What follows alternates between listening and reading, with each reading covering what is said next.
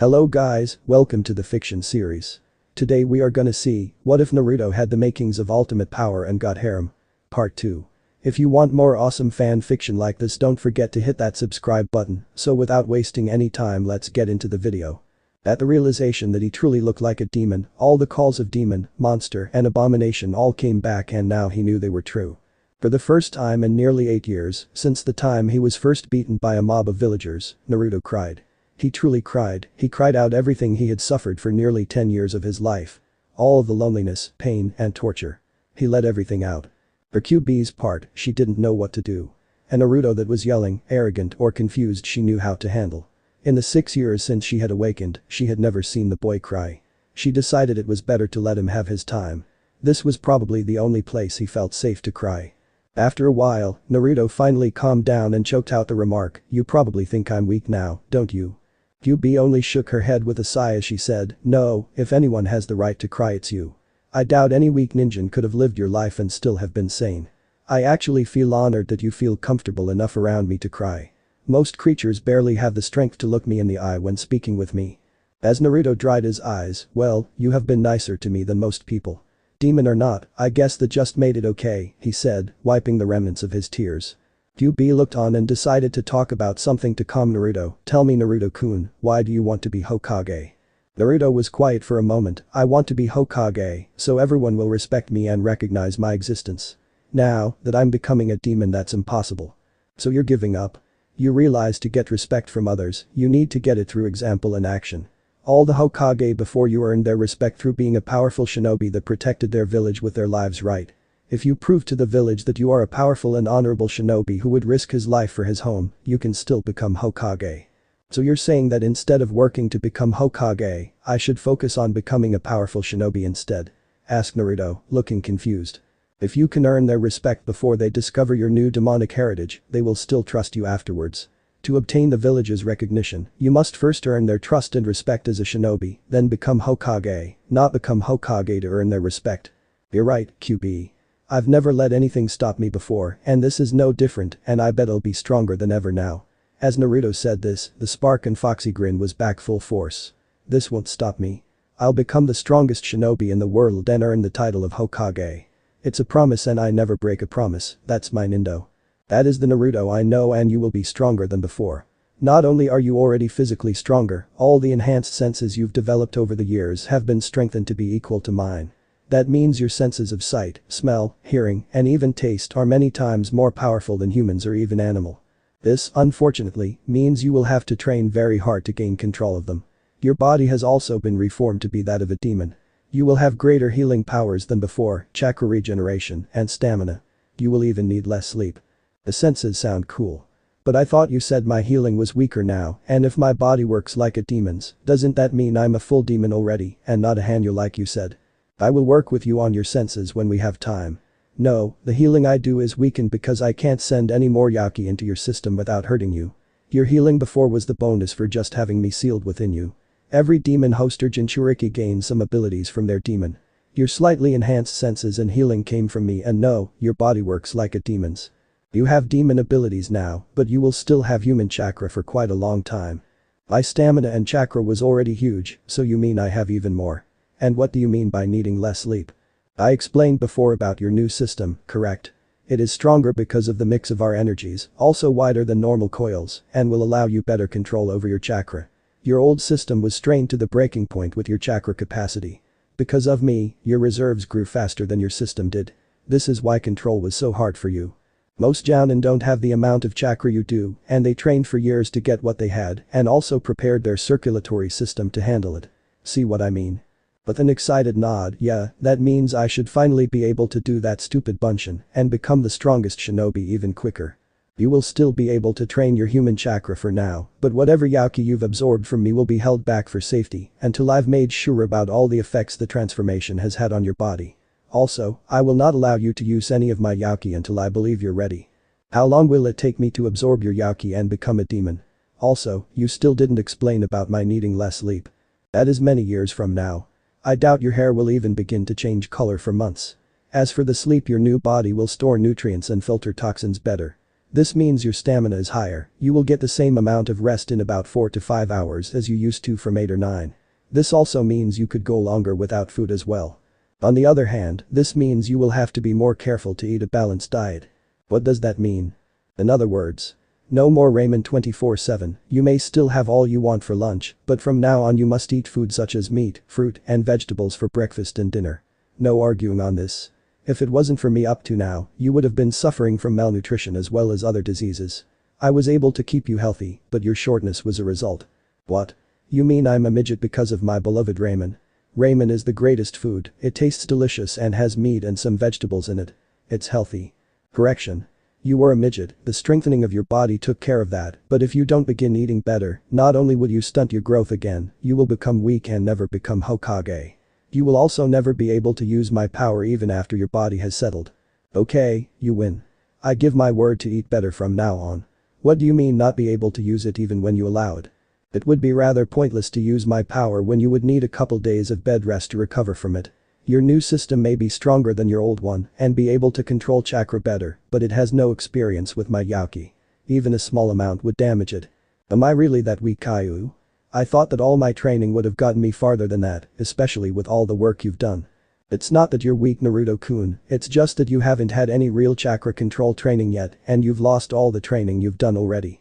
As well as the last 12 years adapting to my Yaki. Huh?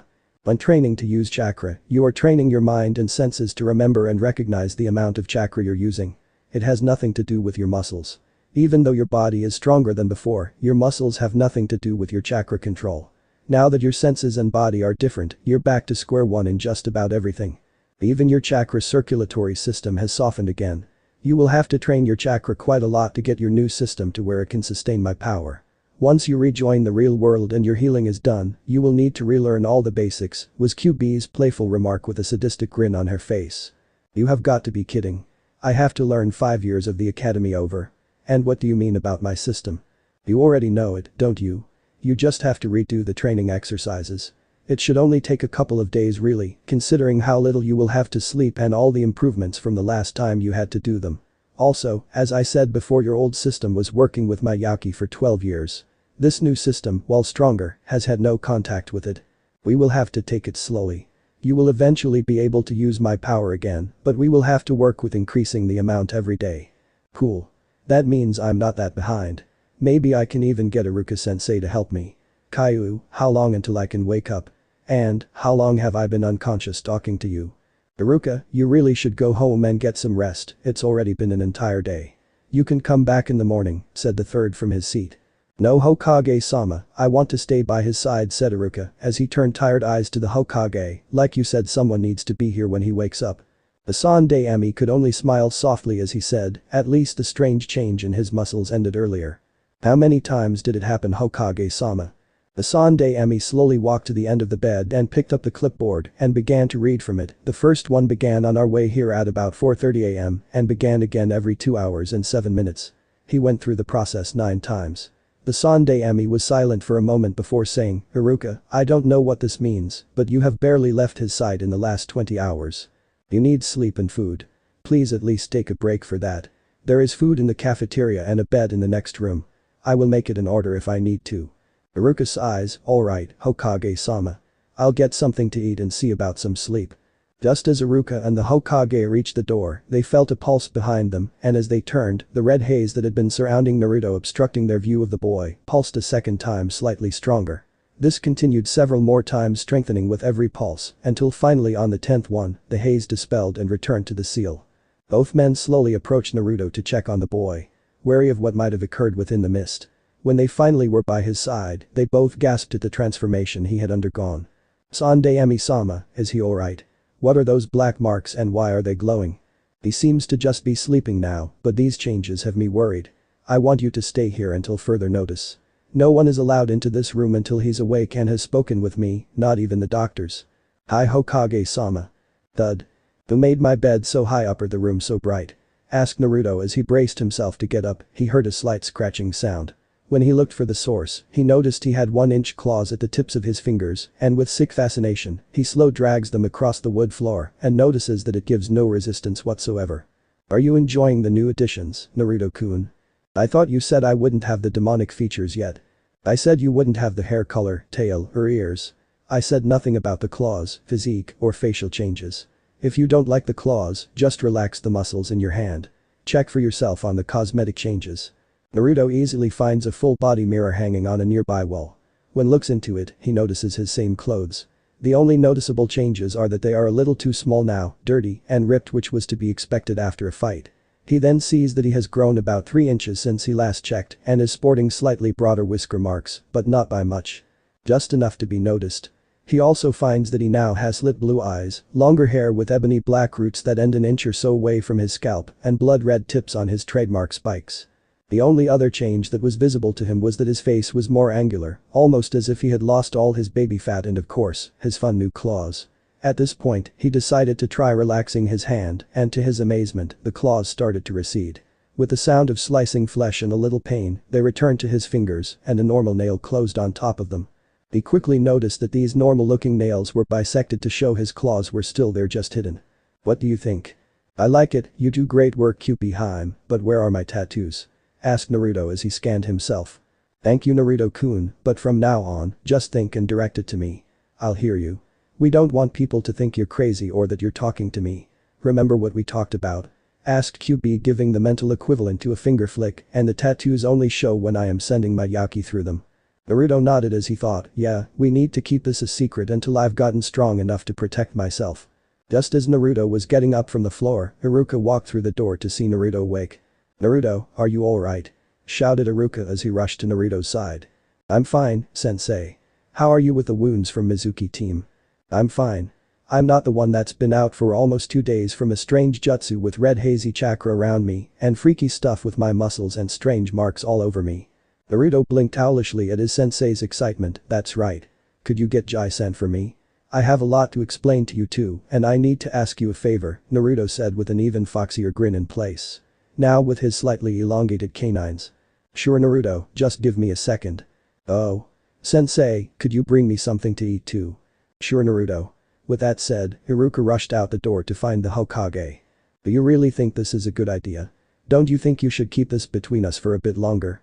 If Iruka-sensei hadn't mentioned the Yaki, then yes, I would have. But if they have already seen it, then it's easier to tell the truth than try to lie. Besides, I'm going to need help with my training, and who better than those two? "You're so smart, Naruto-kun. It's going to be a long retelling, you know that. They will probably think you're crazy too. What choice do I have? Besides, I've got you to correct me, right? I also will be able to get Jai-san to help, and that is worth anything." Just as Naruto finished his sentence, the Hokage and Iruka walked through the door holding 2 bowls of ramen each. "Ramen. Oh, great. Remember your promise to eat healthier. You said I could have ramen for lunch and it's 10 a.m. "Good morning, Naruto-kun. You had us worried there," said the third as he sat down. "Sorry about that, Jai-san," was said through a mouthful of noodles. "Iruka says you have something to tell me?" asked the Sandaime as Naruto finished his 4th bowl. Both Iruka and the Sandaime thought, when did he finish his first one? "Ah, that was good. Yes, I do, and you better sit down and get some sake because this one is going to throw you for a loop." After blinking a few times, both of the men took seats next to Naruto's bed. "Where to start?" pondered Naruto. "How about at the beginning, Naruto?" suggested Iruka with a brotherly smile. "Alright. Well, after I activated the Hitoshirezu Kensei no Jutsu, here we go. This is definitely going to take a while, Naruto-kun." 4 hours later and 3 bottles of sake the Hokage got out of nowhere. "Any questions, you guys?" asked Naruto from his seat. The 2 men in front of him just looked at him with pads of paper, pens, highlighters and tape recorders in hand with "Are you insane?" looks. As the Sandaime was rubbing his temples to relieve the oncoming headache, "Naruto, let me get this straight one more time. The jutsu you used nearly killed you. The only thing that saved you was that the QB was able to control the chakra, or Yauki, enough to reconstruct your body into that of a demon, as well as give you a new chakra system made out of both yours and QB's separate energies. Am I right so far, Naruto?" Naruto nodded. "This also gave you enhanced senses, claws and the new looks, as well as some other abilities that you're not sure of yet.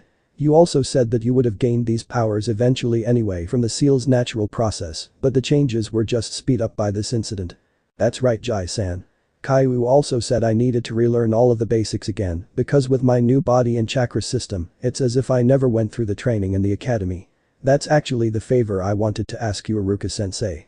"Really? I would be happy to train you again. It should be fun, said Iruka, thinking of all the things he could help Naruto improve on this time around. Before that though, I have a few more questions, Naruto. This story about the war, other worlds, Kami, is it true, and when was the last time you spoke to QB? I believe so. It makes sense, doesn't it? I mean, with the summoning contracts and all. Both men couldn't help but nod their heads. The last time I spoke to her was just before I woke up. Caillou said that she would contact me when she finds out what the other changes and powers are. Alright, now do you trust her, and if so, do you believe her story? Yes, completely. And I doubt that she would lie about the story or the yellow-eyed man, said Naruto, locking eyes with the Sandayami. That can only be Orochimaru. I can't believe he was responsible for the attack. I never should have let him live. I need to keep this quiet for now, alright Naruto-kun, I want you to get some rest. The doctor said you could leave tomorrow and start your training with Iruka. It's not like I could get any rest at home anyway, and this food is better than what I can get normally. Iruka and the Hokage couldn't help but raise an eyebrow at that, but remained silent. Also, I thought team assignments were tomorrow. After what Mizuki pulled, Hokage-sama pushed back the team assignments by 2 weeks so he could investigate. And what do you mean better food? Hospital food is horrible. Cool. That means I have 14 whole days to train with you, sensei. Naruto's mood took a darker turn when he went to continue. By the food, I mean that most markets won't serve me, and any restaurant other than our ramen stand kicks me out. You can't be serious, Naruto, said a shocked Sandayami. Ignoring the Hokage's statement, Naruto asks, when do we start training, sensei? Of course, we start first thing in the morning when you are released. I will get a few things together. Bye, Naruto. Iruka, please wait for me outside.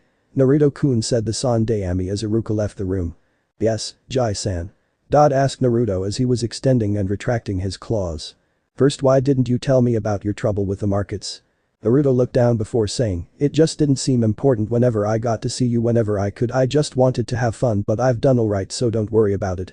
The Sandayami just sighed, knowing he wouldn't get any further even if he tried. I took the liberty of checking on the jutsu you copied from the Forbidden Scroll and removed the ones I didn't approve of and replaced them with more appropriate ones, said the third as he tossed Naruto his scroll back. See you later, Naruto. How the hell did he do that? How did he even know I copied jutsu? I didn't even know he had come near me to take it. He did it while you were eating your ramen. This is why we are starting to train your senses as of now. I will first release your sight. Get ready, this is going to hurt for a while. Numerous curses and many thumping sounds were heard from Naruto's room for the rest of the day and well into the night. Outside the hospital room. Iruka, I have an A-rank mission for you, said the Sandayami in a serious tone of voice. What is it, Hokage-sama? Asked a truly curious Iruka. Several hours later, just outside the third's office. Piss off, you brat. I doubt the Hokage would take the time to spit on you, said the secretary in a shrew-like voice. Iruka, while under a hinge, had to bite his tongue to keep himself back from slapping the woman, which would ruin the whole mission, and he could already feel the bloodlust of the Hokage from behind the door. As the door swung open, the wizened leader appeared with a deceptive smile on his aged face as he said, Naruto-kun, I'm so glad to see you. I've been expecting you for a while now. As Iruka under the hinge entered the office, the Sandayami turned to the secretary. You're fired. I want your desk cleaned out and you gone by closing. As the secretary sputtered, he turned and entered his office behind Iruka. Iruka, how was it? It wasn't as bad as we feared, was it? Asked the Sandayami as soon as he reached his desk with worry obvious in his aged voice. No, hearing this, the aged leader noticeably relaxed. I knew my people weren't that horrible. Naruto has always had a knack for exaggeration, was his thought as he lit his pipe. It was much worse than what Naruto said, was Iruka's flat reply with all seriousness. As the third choked on the smoke from inhaling too fast, he asked, what exactly did they do that was so awful? Where do I start? Everywhere I went, I was glared at and called names, people even threw things at me. Every restaurant, and I mean every restaurant except Ichiraku Ramen, kicked me out, and some even threw garbage at me. Some of the stores even threatened to summon Anbu if I didn't leave. 2 even showed up at 1. The few stores that would serve me double or even triple charged me for the worst product, and most of the shinobi stores only sold me equipment from the bins of damaged items to be fixed and still charged me full price. Look and see. As Iruka pulled out several kunai and shuriken, the Sandayami noticed that they were obviously rusted, off balance, or bent. The weapons weren't even fixable, they would have to be melted down and reforged to be used for anything. They charged you full price for these. At Iruka's nod, the elderly man lost half his wrinkles as his face tightened with anger. When I tried to enter the shinobi library was when the Anbu showed up. As soon as I entered, some pink-haired banshee screeched for them. I believe she was Haruno's wife. Pink hair is rare, after all. The Hokage only responded by saying, I believe we need to make a quick trip, Iruka. Outside Naruto's apartment. He doesn't even lock his door? Asked Iruka. As the two entered, they were disgusted. It wasn't that it was dirty, it was just the room itself. The walls were peeling and stained. The roof and walls had holes in them. The windows were broken. All the furniture was obviously scavenged. The only food in the whole apartment was instant ramen, the really cheap kind that tastes like rewarmed piss. Inside the small refrigerator, that was clearly a pre-installed item, was a single carton of milk that expired a month ago. The Hokage was literally trembling with fury now as he slowly counted back from 1,000, something he hadn't had to do since his lectures with Jiraiya all those years ago about the boy's lecherous antics. If he was going to do it, then do not get caught, and especially don't run to him if he did. I had no idea he was treated this poorly, he muttered around his pipe, though I suppose that's no excuse. Iruka nodded, noting that the boy's bedroom was as sparse as the rest of the house, lacking the things that defined a teenage boy. Trophies, littered clothing, not even hidden porn. With the jutsu Naruto had made, he at least expected that. Iruka, I want you to take this letter and gather all the clan heads. It's time for a meeting. Hi, Sande Emi-sama, he must be really serious. The clan heads haven't been gathered since the Uchiha massacre. Hyuga Heihachi was a man of many virtues, but patience was not one of them. As head of the prestigious Hyuga clan, he didn't particularly like being summoned from his bed to attend, of all things, an unarranged council meeting. This isn't like Sarutobi, he thought as his pale eyes narrowed, unless we're going to war again. As he entered the council chamber flanked by his bodyguards personally selected from the branch family, he noted that everyone was present, even the Aburami clan Shibi, whose silent presence added an air of seriousness. Tsume, head of the Inuzuka clan, was also present with her dog. The three members of the Inoshikacho were also present, Inoichi sitting quietly, Choza eating a rice ball, whilst Shikado was looking around, seemingly bored. The elders' council was also present in their normal bickering state. When the Sande appeared, Heihachi was about to speak up when he noticed the look in the old man's eyes, a look that he'd only seen once before and wished never to see again. The look the Sande carried when a young Jounin went against his orders and led over 100 shinobi to their deaths. It has come to my attention that there have been a number of injustices being committed upon a certain citizen in this village, someone who I'm sure you're all aware of. The clan heads looked amongst each other utterly confused until Inuzuka Tsume, in her ever-eloquent way, spoke up. Who the hell are you talking about? She asked, which basically summed up everybody's thoughts. Sarutobi glared at the woman and her canine companion until said animal began to whine. I am referring to one Uzumaki Naruto. The elders began to speak out when they were silenced by a glare filled with more than a little killing intent. Everyone in the room snapped to attention as the Sande robes whipped around him as he released chakra. Nara Shikado actually sat up straight, eyes wide with a ridged posture, saying, oh fuck, he's pissed. In the world of shinobi, there are several facts that anyone learns quickly. One is that one doesn't become a Kage without being the strongest, most powerful ninja in the village, and secondly, that being in the same room as an angered Kage meant one of few things: someone was either going to be demoted, killed, spending the next few years either performing D-ranked missions or recovering from the most severe beating of their life in intensive care. From the look on the Sande face, it looked like all of the above was about to be added to the ever-growing list. This boy is only a teenager, and yet he has suffered such mistreatment that it's a wonder he's not unbalanced. Just look at this. As he said this, he turned on a video recording of the treatment Iruka hinged as Naruto received. At the looks of confusion, he continued. Sarutobi scowled. Iruka took it himself while spending some time hinged as Naruto. He turned to look at them all. Yumui no Iruka, former hunter nin, now retired as a Chunin instructor, spent a day disguised as Naruto, and the level of abuse he suffered varied from outright cruelty to potential murder. And this is without knowing his changes, Sande thought to himself. Heihachi frowned. So? The boy has the fox spirit sealed in him. He is nothing but trouble and a nuisance to the village. Wouldn't it be better if someone just killed him? There was a general amount of agreement from the clan heads, except unsurprisingly Aburami Shibi, who merely remained silent. The Sande scowled at the Hyuga head. Vessel or not, I swore to the Yondaime that the boy would not be harmed by this village. His last wish was for the boy to be seen as a hero. Heihachi frowned. Pardon me, Hokage-sama, but I fail to see why the Yondaime would put so much emphasis on this boy's safety. I'll admit the man was a saint, but even he wouldn't harbor a demon. Again, there was a round of agreement, and Heihachi felt as if he'd sufficiently ended the argument, especially when the Hokage sighed deeply and pulled out his pipe. Perhaps you're right, what was I thinking? Heihachi smirked, a simple lapse of judgment, Hokage-sama. After all, why on earth would a man go to such lengths to protect his own child? Konoha Hospital. As Naruto was buried under the sheet of his bed with the pillow pulled tightly over his head, people could hear light moaning from him. Caillou, how many more senses do you need to turn on? I'm about to go insane. That's the last of them, Naruto-kun. Sight, smell, taste and hearing have all been started. It even appears you have gained a slightly stronger sense of touch, but it shouldn't be much of a problem. How long until it stops hurting? Asked Naruto in a rather pathetic voice. It will stop hurting when your mind can deal with the strength of your new senses. Until then, your pain isn't from your sensory organs as it feels. It is from your mind saying that something isn't right and needs help. Well, can you tell it that there's nothing wrong? I'm sorry Naruto-kun, but the only way to deal with this is to take the time and allow your mind to adapt and come to terms with what is happening, but if it hurts so much, then you could always enter your mindscape again and train here. How would that help Caillou? Inside your mind you can't feel pain unless you want to. Well, your physical body adapts to your senses, you can train them inside your mind. It won't stop the pain later, but at least it will lessen it when you wake up. Sounds better than nothing Caillou. What do I need to start? Just calm down, close your eyes and relax. Let your mind wander and I will guide you. The room fell silent, as if struck dumb. Even Shibi's eyes widened behind his ever-present glasses. Choza had even stopped eating, Shikado looked startled, and Inoichi's eyes were as wide as saucers. Tsume's jaw actually hung loose, while the Hyuga head seemed at a loss for words. This changes everything. So you're saying Shibi began, and the Sandaime nodded. The boy's birth name is Namikaze Naruto, son of Namikaze Minato. Kano has Yellow Flash and Uzumaki Kira. Kano has Tenshi. He is the son of two of our greatest heroes. The room had fallen deathly silent now. Thoughts of disbelief, shock, disgust and shame flooded the room.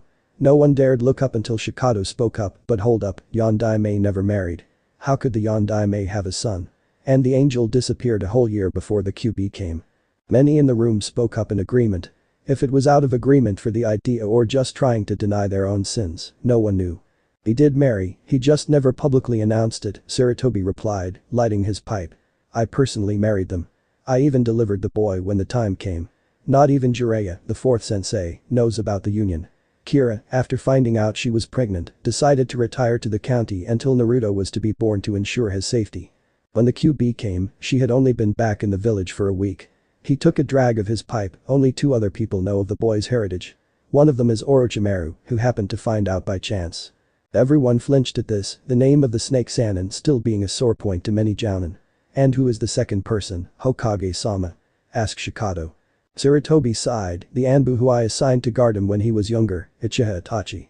Everyone's eyes widened, 2th class missing nin with knowledge of the Yondaime's son. This was bad. Also, as you have all already been informed, as a result of a jutsu he recently used to stop a traitor from stealing the scroll of seals, he has speed up the natural process of the 4th seal.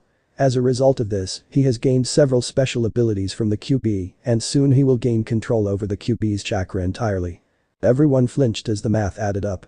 The son of Yondaime and Konoha's angel, coupled with the infinite chakra of the QB, as well as any abilities he may have gained from it. This combined with the treatment he's received.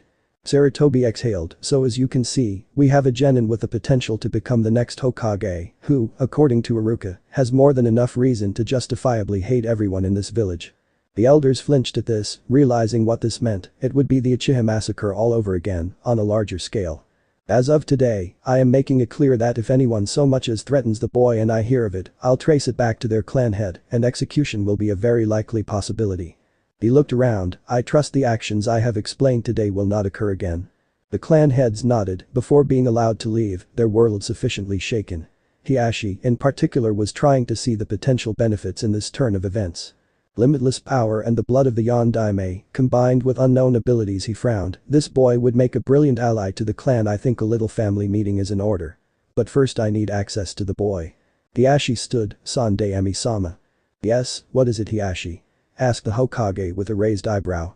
Since we all are already gathered, may I make a suggestion for the boy's punishment for his indiscretion against my clan?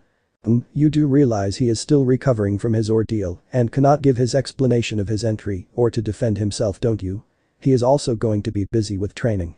I do Hokage-sama, but with the punishment I have in mind, he may give his reasons to me during it. We already know why he did what he did, so punishment is coming with or without his defense, and the punishment I purpose will leave plenty of time for his training. What are you scheming Hiashi? What do you purpose Hyuga-san? Asked Sandaime while glaring at Hiashi. As Hiashi began to speak, all the others returned to their spots to listen. Perfect. If this works like I hope it will, I will end up with the greatest weapon imaginable to attain my goals. A demon under my influence. Naruto's mindscape. Slowly Naruto's senses began to come back to him. He could hear the sloshing of the dirty water he was laying in from his tail, moving with his perked ears, feel the humid air on his skin, and to his ultimate displeasure, he could once again smell the sowers, the embodied his mind. When Naruto opened his eyes, he was pleased to see the familiar sowers even if he loathed the smell. It was still the same dank and dirty place he remembered from before, but now it seemed brighter. The walls were no longer cracked, and the intricate designs that ran along them that symbolized his tattoos were quite impressive. The water seemed clear, and the light shining from above his head felt warm to him. As he looked up again, he noticed the purple pipes that represented his chakra circulatory system almost shined. The red ones were almost the complete opposite though. Before, when he was here, they pulsed with such power it made his seem bland in comparison. Now the red ones seemed dulled and lifeless. For some reason, Naruto found this very disturbing. He soon found himself following the same route he had taken before, and soon enough, he was standing before Kyuubi's cage once again. Just like the rest of the sower, this room had brightened as well. As Naruto scanned the room, he noticed that the marking that supposedly represented his tattoos literally covered the walls here, whereas in the rest of the sower, the marking merely looked as if someone had taken a brush and a few hours to design them. Here they were his masterpiece, intricate curves and slopes that intersected in every way imaginable, that all led back to Kyuubi's cage. I see you finally made it, Naruto-kun. We will have to work on your sense of time while here. When Kyuubi emerged from the shadows of her cage, Naruto had to raise an eyebrow at her appearance. Before, she had shined with the power of her aura, and even when it was not visible, her fur shined like precious silk. Now she seemed disheveled, and her aura was nothing but fatigue. "Kaiu, are you alright? You look exhausted," asked Naruto in a worried tone. Kaiu looked surprised for a moment, and even Naruto caught it. "I never planned on letting him see me like this. I'm fine, Naruto-kun. I'm just still a little drained from everything." Naruto looked up into her red eyes with a rare calculating look, as if he was trying to read her. "I guess that makes sense with everything that's been going on and everything you've done for me." Kyuubi had to catch herself from giving a light giggle at Naruto's thinking face. "I suppose so. Now let's begin the training for your senses. I plan on having your mind adapt far enough for you to train in the real world later. If you're sure you are alright. I mean, I am taking your power from you, so you have every right to be tired." Naruto looked down, almost ashamed, until Kaiu said, "Taking my power? Whatever gave you that idea?" Naruto snapped his head up as his tail and ears went ridged. "Huh? But you said I was absorbing your power, Kaiu. Doesn't that mean that I'm taking it away from you?" Kyuubi just had to give a tired giggle at this. "I guess I didn't explain it well enough to you. Let me explain it this way: when you use chakra, you make more, don't you?" With a slow nod from Naruto, she continues, "What makes you think I would be any different?" Naruto looked stupefied for a moment before he continued, "Well, you said I was absorbing your power and becoming a demon because of it, and I just figured that it meant you wouldn't have it anymore. When the seal was first made, it was designed to expose you to a portion of my power every day to make you stronger and ensure that not only could you protect yourself, but keep me imprisoned. I surmise that the Yondaime intended for us to become equals in time. What is happening is that your body takes so much of my power in a day's time and adds it to your own. By doing this, over time you will be able to take more and more until you can use it all. That way I would never be able to overpower you." What the Yondaime didn't realize is how dangerous Yaki is to humans. If things had continued as they were, your body would have eventually reached a limit and my Yaki would have begun to hurt you. Once again, Naruto was sitting there perfectly still as he replayed what he had heard. "So I'm not taking your power, I'm just using it make my own, instead of just using yours like the seal originally intended." This time, it was Kaiu that had to blink. "Ah yes, that's right, but how did you figure that out?" Naruto scratched the back of his neck in his usual way. "Well, when you explained all of this to me before. You said that your power was mixing with mine to slowly get my body to make Yaki on its own, but you just said that the seal was meant to allow me to use your power, not make it my own. It just kind of clicked, is all. Instead of my body just growing stronger so I can use your power, you changed it so that your power is helping me make my own. Okay, file this one under the many things that this boy has done to surprise me. Yes, I couldn't have explained it better myself. But don't forget that even though you are slowly growing stronger, that doesn't mean you still can't use my power when you need to, Naruto-kun. Just to make sure, you are alright and I'm not taking too much away from you. Not to be mean, but you do look rather frizzled. I mean, your scary red glow is gone and the red pipes in the ceiling are dull. I'm just worried." Kaiu took a moment. "Well, I'm flattered that you're worried about me, Naruto-kun, but it's nothing to be worried about. If I explain about my power in percentages, then every tale stands for just about 11% out of 100. Our whole episode with your body took 44%, then you took your prevent for the day which is about 7, then the tattoos I placed took 33, and finally another 10 was used to heal the majority of the other injuries. So I'm rather tired. When QB looked down, she had to sweat drop as she watched Naruto using his fingers to count 60, 77, and 94%. You only have half of a tail left. Are you sure that's okay? Shouldn't that be chakra exhaustion or something? Is that why the pipes are so dull? I'm fine, Naruto-kun, just tired. 6% is plenty and I should be back to normal in a few days. Remember, I'm the demon known for having infinite strength and normally I do. Other than fighting another Biju, I have never used more than 3 tails at once and when I used them up, I would draw on another 3. Because of this, by the time I needed to switch again, the first set was nearly restored. That is why I'm fine. I just used too much power at once. Well, if you're sure, then what do we need to do for training? First we will focus on training your mind before we start on your senses and we will do this through meditation. Naruto dropped his head in defeat. But Naruto-kun. You could have more focus, but we can work on that more later on. For now, focus and make the mindscape into a forest area that you have seen before so we may begin your real training. Naruto had spent the last few hours in meditation to learn how to reshape his mindscape and it was no easy matter. Even inside his own mind, Naruto's focus for such things was minimal at best. Okay, so focus and imagine a forest. After a few moments, the Sora began to slowly fade to a pale background before a rather dark forest began to appear. The trees were monstrous even compared to the ones in Konoha's forest. As QB watched the changes around her, she wasn't surprised that the inside of her cage remained the same. I guess it will take more time before he can affect the cage. The forest sent a shiver even up QB's spine as she gazed at it from behind the bars. QB couldn't help but notice that even she could hide in this giant forest, but it seemed far too familiar. Naruto-kun, I told you to picture a forest you have been in. Where did you find one like this? Naruto looked confused for a moment as he looked back at the bars. He walked around the other side, expecting to see a back or a wall, but it was like it wasn't even there, except for a shimmer in the air. As he walked back around the other side, he said, a few years ago, I found a giant forest surrounded by a fence. It seemed different, so I wandered around the edge of it for a long time trying to find a way in, but it was closed off and I was never able to climb over the fence. I just always wanted to see what was inside, since the trees were so big, so I thought of it. QB just nodded her head as she looked on, this forest should work fine. To start, I will release the full power of your senses. Inside your mind it won't hurt, but there will be a pressure or weight put on you. There will also be disorientation and most likely extreme confusion. Well, it's better than the piercing pain I was in before when we tried to get this under control. We will start with your eyesight. I am not able to leave my cage, but I can create things for you to train with if you give me permission. Naruto didn't even hesitate to nod. First, to train your sight, I will create opponents to move around you in varying speeds, and you will only need to follow them with your eyes. Then, for your sense of sound, we will cut off your other senses and do the same, and have you follow an opponent's heartbeat and breathing to keep track of them. After that, for your sense of smell, I will use my memories to teach you the more common ones you will encounter, such as tracking sense, the smell left from different elements being used, the sense given off for different emotions, and of course, the ability to tell the difference between animal, human, and other sense. Taste we will work on over time. Naruto slowly nodded as he stood and brushed himself off. Okay, let's get this started. I can't wait to master these senses and not have a headache when I wake up. Sorry Naruto-kun, but that's not happening. Training the mind and training the body are two different things. Even if you master your senses here, it will only lessen the pain when you wake up. Your body and mind will still need to align to each other. This training is only to give you the knowledge, not the experience. Naruto let out a deep sigh. Power never comes easy, does it? No, it doesn't, Naruto-kun. Not for anyone. There is always a cost for power, whether you know it or not. The next day. As Naruto was waking up to what QB relates to having a hangover, he was experiencing some of the most painful jolts of his life.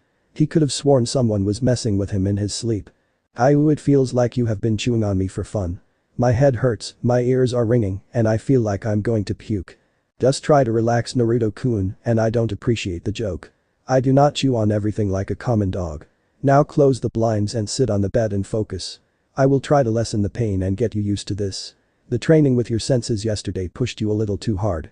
We will now work on focusing your senses on one thing to allow you to select what you want to do with them. Thank you Caillou.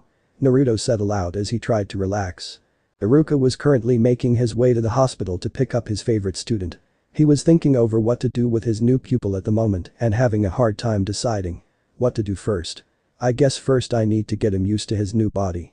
Light sparing should do that, then I can have him go through the kata for the academy to jutsu. With his growth, he should be able to make more use of it now. I should figure out a training schedule for him too. Since he only sleeps 4 hours a night, he'll need something to keep him busy and out of trouble. I can just imagine what you could get done with an extra 4 hours a day. Iruka never got to finish his thought because just as he was passing the shopping district, a messenger hawk swooped down to him to land on his arm. Now what do we have here? Iruka says, taking the message from its leg. Thank you for bringing me this. Off you go. Said Iruka as he released the hawk. As Iruka broke the seal, he began to read the message. Iruka, I would like you to bring Naruto by my office after lunch. I have a few things to give him and I need him out of his apartment for the day so it can be fixed up. I will see you later. Sarutobi here is in the Sandaime Hokage. I wonder what the Sandaime is up to. Oh well, better get going. Naruto has never been the most patient shinobi in the village. Thought Iruka with a smile, remembering all the years in the academy with the blonde. To anyone looking into Naruto's private room, it would seem as if the boy was in a trance as he sat on his bed. This alone was strange enough on its own, but his sensory organs were slightly glowing red. This was a very comical look indeed, almost clownish. In reality, he was trying to recover from the recent training of his senses. Currently he was conversing with QB on his thoughts of the training and if he could handle any more of the like. You're doing good, Naruto-kun. You've already become accustomed to your new senses enough for them not to cause you pain anymore. I actually expected you to need a couple of days to be able to handle the rush of information from them, but it seems that the training we did inside of your mind really gave results. Now that the pain has subsided, we can focus on the many uses of enhanced senses, as well as the vulnerabilities that they cause. What do you mean? I thought you said that you would only do one sense at a time to ease me into them. The training in my mind did make it hurt less, but it still hurt. That was my original plan, but when I saw how much trouble you were having with one, I decided to get all the pain out of the way at once. Would you have preferred to have gone through your senses one at a time and prolonged the pain? Naruto just allowed a deep scowl to cross his face as he continued to relax. I told you that these senses would take time and training to utilize. Nothing comes for free. Especially power, it has to be earned. Not only do you— I was whimpering because I thought I was going insane. I could hear everything, the smells were sickening, I felt absolutely filthy, I was blinded by the littlest light, and I even felt like I was upside down every time I turned my head. And the taste of the ramen that I had for lunch was disgusting. Exactly how long will it take me to master these senses? Do I'll be able to eat my ramen again? Pleaded Naruto. Human senses are so dull, it's like you aren't aware of anything around you. Your mind is literally being stressed to its limits to get these under control, and you have barely finished scratching the surface of your senses. All you've done is stop the pain. You barely know anything about your senses yet or what they're telling you. As soon as you get a little more used to them, you can adapt to the changes. You seem to be good at that. You mean there's more pain? Asked Naruto fearfully. No, Naruto, you are past the pain, but you have scarcely begun to become accustomed to these senses. Before, you couldn't take the intensity of the information, but now that you can process it, you need to learn to understand it and make use of it. This means identifying and categorizing them. How long will that take? Years if you learn quickly. This world is full of smells, sounds, and sights. I will be here through it all to help, but don't think you will be done anytime soon. When I first arrived here, it took me almost 6 years to grow accustomed to everything my senses told me. That is a long time. I wonder if I'll be able to do it? Asked Naruto solemnly. Don't worry, Naruto-kun. When I learned, I had to do it on my own. For you, if you don't understand a sound or smell, just ask and I'll let you know. With you and me together working on this, we'll have this beat in no time. Said QB in an almost perky voice. That's cool, I was worried there for a while. Caillou, what do you think the villagers will do? Villagers, Naruto-kun? Asked QB. My new look, I can't exactly hide my eyes or face. Will they hate me even more now? Caillou sighs. I don't know, Naruto-kun. People can be very cruel at times, and when they fear something, it gets even worse. I wonder if there's a way to hide my changes. Maybe Jai-san will know a genjutsu he can teach me to hide them. But someone could just cancel it, and plus shinobi aren't allowed to use jutsu on villagers and I really suck at genjutsu. If you're that worried about it, there's something you could do. It will also give you a good training exercise. Said QB with a devious smirk. What is it? What is it? Asked Naruto frantically. Remember in the academy how they taught you the 3 methods for escaping genjutsu? Yes. Naruto asked, a little confused by the change of subject. What are they and how do they work? What does this have to do with anything? Wait, never mind, you always have a reason for these things. The first method is using the Kai release, which is expelling large amounts of chakra to interfere with the gain jutsu. The second is to drop your chakra output down to absolute zero, so that the gain jutsu has nothing to affect your brain with, and the last method is to have someone else force chakra into your system to disrupt your flow, as well as the gain jutsu. I also heard you could use pain on some, but that only works on low-level ones. Correct again. I knew with enough prodding I could get that brain of yours working. Exclaimed QB with a smirk. But the slight growl, so QB Heim, are you going to grace me with a reason for my academy flashback? Snippy, aren't we? Well, I'll let you figure this out on your own then. If all your enhanced senses and change in features are produced by chakra, how can you hide them? Now what does that mean? Asked Naruto before he continued with his own thoughts. She said that all my senses naturally draw on my chakra to strengthen them. My senses are naturally as powerful as an animal's, and my chakra just takes them to another level. So is she saying that if I suppress my chakra, my appearance will return to how it was before? Does that mean I'll be a chibi again? I guess all I can do is try and see for myself. I knew he wasn't the baka he makes himself out to be. If I can keep pushing him in his training to figure things out on his own, he could really advance quickly. He always seems to stand up to a challenge. I wonder what kind of training I should have him do next. This suppression exercise I have him doing is good, but it won't take him long to master this. For humans, I hardly know anything for fighting styles. I guess I could have him start on Foxfire or maybe the Dijutsu he's developed, but I think I want him to get used to his body and get some more chakra control first. I'll wait and see what that dolphin has him do today before I decide. While Kaiu was going through her plans for our hero's training, Naruto had already begun his suppression exercise. Alright, all I have to do is focus. As Naruto began suppressing his chakra, he took up a position in front of a mirror to see the effects. To his surprise, nothing happened at all. Kaiu, why didn't it work? Asked Naruto in all honesty. You need to reduce the flow much more than that. Remember, you aren't trying to disable a gain jutsu, you're fighting against your own body. It will take a little time to learn this and even longer to hold it. This will be worth it though. You will be able to use lower and higher level techniques easier when done. This will also help with your precise control. As Naruto attempted the suppression once again, Iruka had just entered the hospital from the front. Better Naruto-kun, but still not quite there. If you will let me, I will control your chakra for you and put it at the right level so you can feel where it should be and try again. You can do that. I thought you said that the Shikufuijin wouldn't let you. That was true before our connection strengthened.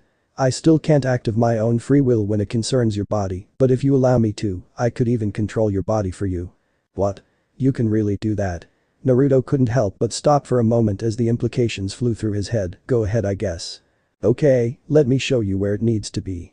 As Kaiu began to suppress Naruto's chakra, he took to closing his eyes to better feel the chakra flow. Just as it begins to reach the proper levels, the door opens and Iruka walks in to see Naruto sitting on the bed in what looks like a trance. All Iruka can think is, strange. Naruto, are you okay? We need to head out and begin your training. When Iruka speaks, Naruto literally jumps to the ceiling screaming, what the hell?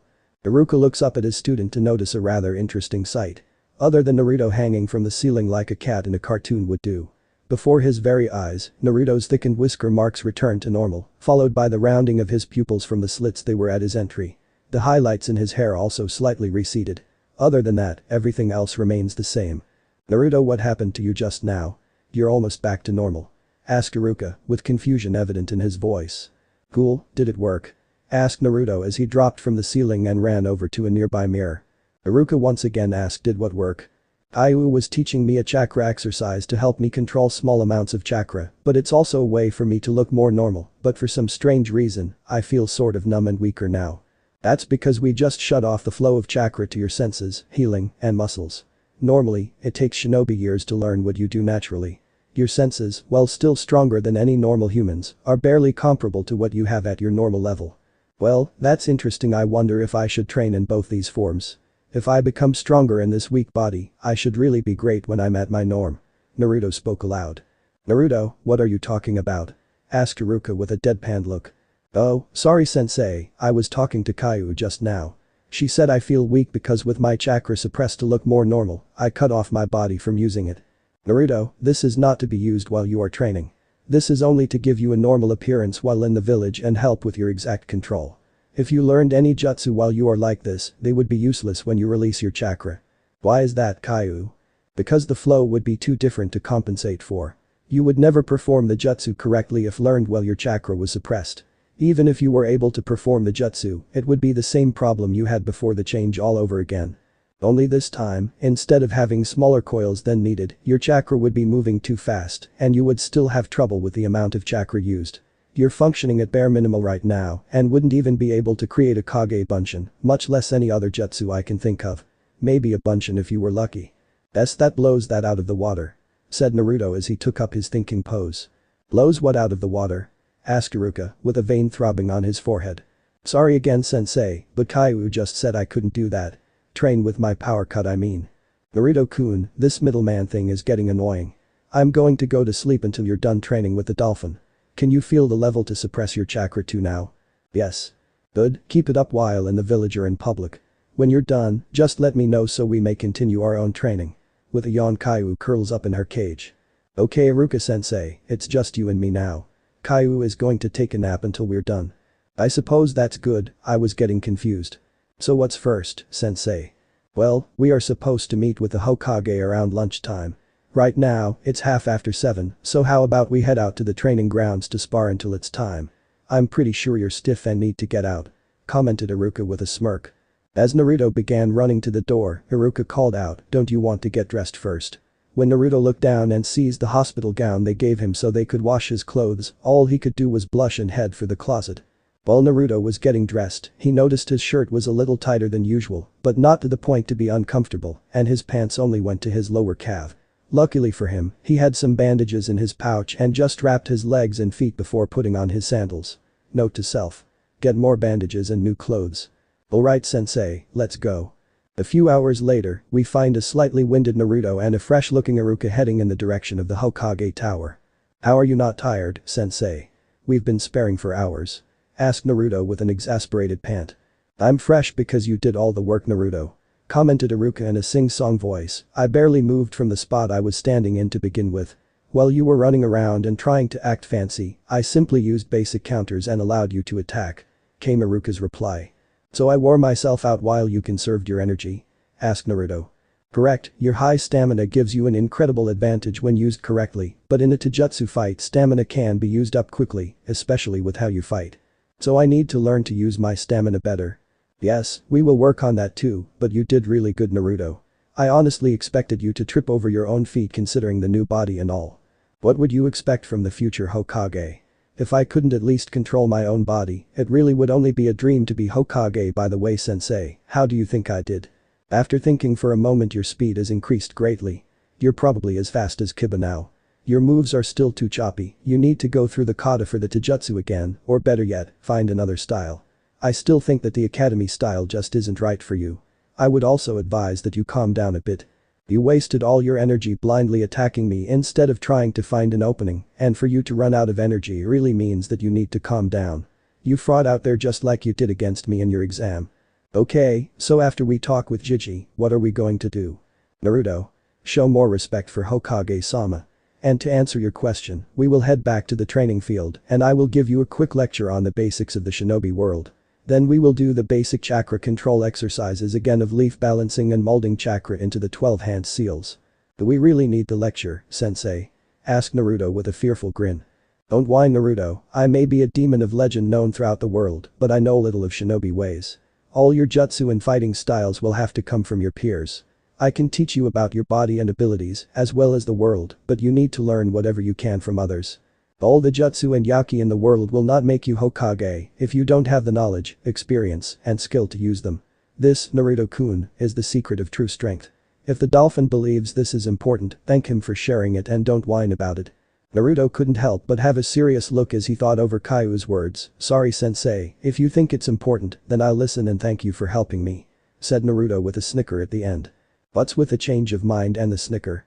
Kaiu said that I need to respect your views and take whatever training you can offer me, and I'm laughing because she always seems to calls you a dolphin. As Iruka turned slightly red, "Well, please tell her that I don't appreciate someone without thumbs calling others names. Oh real original, monkey. The thumbs thing again. When will I hear the end of this one?" As Kaiu continues her rant about the unfairness of evolution and creation, Naruto says to Iruka. "Damn, sensei, I think you hit a sore spot with that one."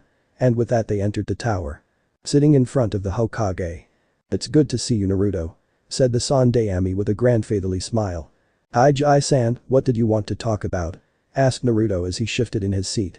"First, I need to tell you that in a recent meeting, I informed the council and top shinobi about your changes, as well as classifying them top secret. Also the third did not get to finish as the young boy raged in front of him." "You did what? How could you do that? Me and QB just went through all this trouble for me to look normal, and you go and do that," shouted Naruto. With a hand gesture for him to be quiet, the Sandaime said, "Naruto, I understand your feelings on this, but in matters like this, I had to inform them.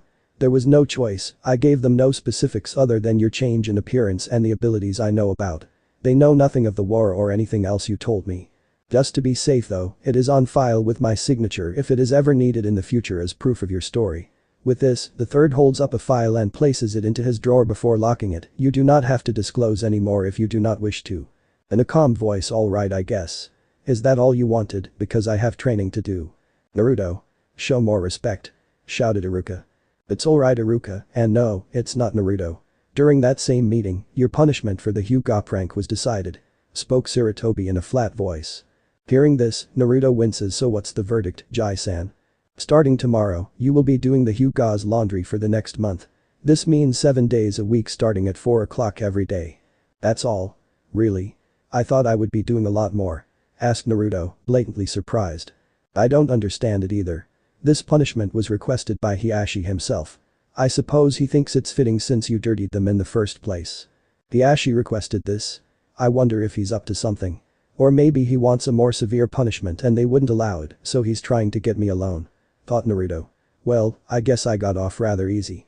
This will cut into my training time, but I can live with it," commented Naruto with a foxy grin. "Also, Naruto, I want to tell you to be careful around the Hyuga." Naruto just stared back at the Sandaime as if asking for more. "Hiashi is one of the council members that was informed of your changes and asked for this punishment after the fact. I believe he has something planned, but I have no idea what that may be. All I can advise you to do is to keep a low profile until he shows his intent." Naruto, getting a slight tingle from Caillou clearly saying she understood, said, "Alright, thanks Jai-san. I'll be sure to keep an eye out." "Iruka, I have one other matter to discuss with Naruto. Could you please wait outside?" "Of course, Hokage-sama. Naruto, behave and be respectful. I will be waiting outside for you," said Iruka while he glared for a little intimidation. After Iruka had left the room, the Sandaime stood and walked over to the pictures of the past Hokages that rested on the left side of the room. He then opened up the picture of the Shodaime. Behind the picture, to Naruto's surprise, was a safe with multiple seals, as well as the classic lock. "Jai-san, what's going on?" "Naruto-kun, I once told you that I did not know of your family and that they probably died in the QB's attack, yes? Of course, I've known about that for years now. Naruto, I need to ask you to remain silent for this. I will tell you everything all at once because I'm afraid that if you stop me, I will not have the resolve to continue. Is that alright?" Naruto was currently watching the Hokage's face intently trying to find a reason for his change of mood. He had never seen him like this. The aged man was sweating, the hand that was holding the safe was trembling, and he saw something in his eyes he never thought he'd see from the strongest shinobi in the village. Fear. "Caillou, what's going on? This isn't normal. Should I listen?" "Release your chakra Naruto-kun, so I may get his scent." Without question he returned to his full form and after a moment, Caillou said, "I don't understand this either, he seems scared, but it seems more for your reaction than anything. I would say be quiet and listen to him for now." "Thanks Caillou." To the Sandaime, it seemed as if Naruto had went quiet for a moment until his more animalistic features returned and then took a few whiffs of air. This was obvious to the Hokage as Naruto deciding if he was trustworthy or not. It hurt the old man greatly that he didn't have the boy's trust, but with the boy's past and how he was currently acting, he couldn't blame him. At Naruto's solid nod, he opened the safe. "Naruto, this is a story of a wonderful woman that was considered by this village a gift from heaven and her connection to you." As he spoke these words he pulled a cylinder from the safe. It was beautiful in design. The object as a whole was about 10 inches long and 4 inches wide, just slightly bigger than the average scroll. It was polished silver with what looked like hundreds of kanji covering it in the most beautiful patterns woven together perfectly. The kanji had just a slightly darker shade to them to make them noticeable, almost a gunmetal finish. The object was obviously a scroll holder of some kind, but what sort of scroll would need such care? Even the forbidden scroll of seals, supposedly the most valuable scroll in the village, was only on a stand in a glass case. "This, Naruto, is the most valuable treasure of your father's clan. At these words Naruto stood to shout, but a raised hand reminded him of his promise and calmed his boiling blood. He never broke his word. That is the only reason for his current restraint. I know Naruto, I have lied to you for your entire life. I have no excuse for it and I understand if you hate me now, but understand it was your parents' request for their identities to be kept a secret until an appropriate time. By this time, Naruto was growling so loud in his head that even Kaiu was backing off. How could that baka keep this from him? Even if Naruto doesn't hate him for this, the boy's trust in him is gone for good. You only earn his trust once. He'll have to do something incredible to get even a sliver of it back. Naruto, before I begin to explain, I need you to place some of your blood on the lid of this container while channeling chakra to it. Why do I need to do that? Asked Naruto with a voice laced with obvious doubt. But the sigh, this scroll is your family heirloom. Only one of your father's blood descendants can unlock it. If he was still alive, he would have to place his blood on this seal to pass it down to you, but since he is no longer living, you must place your blood on it so it will recognize you and only you. The chakra you channel into it will set the lock to need your chakra for the key.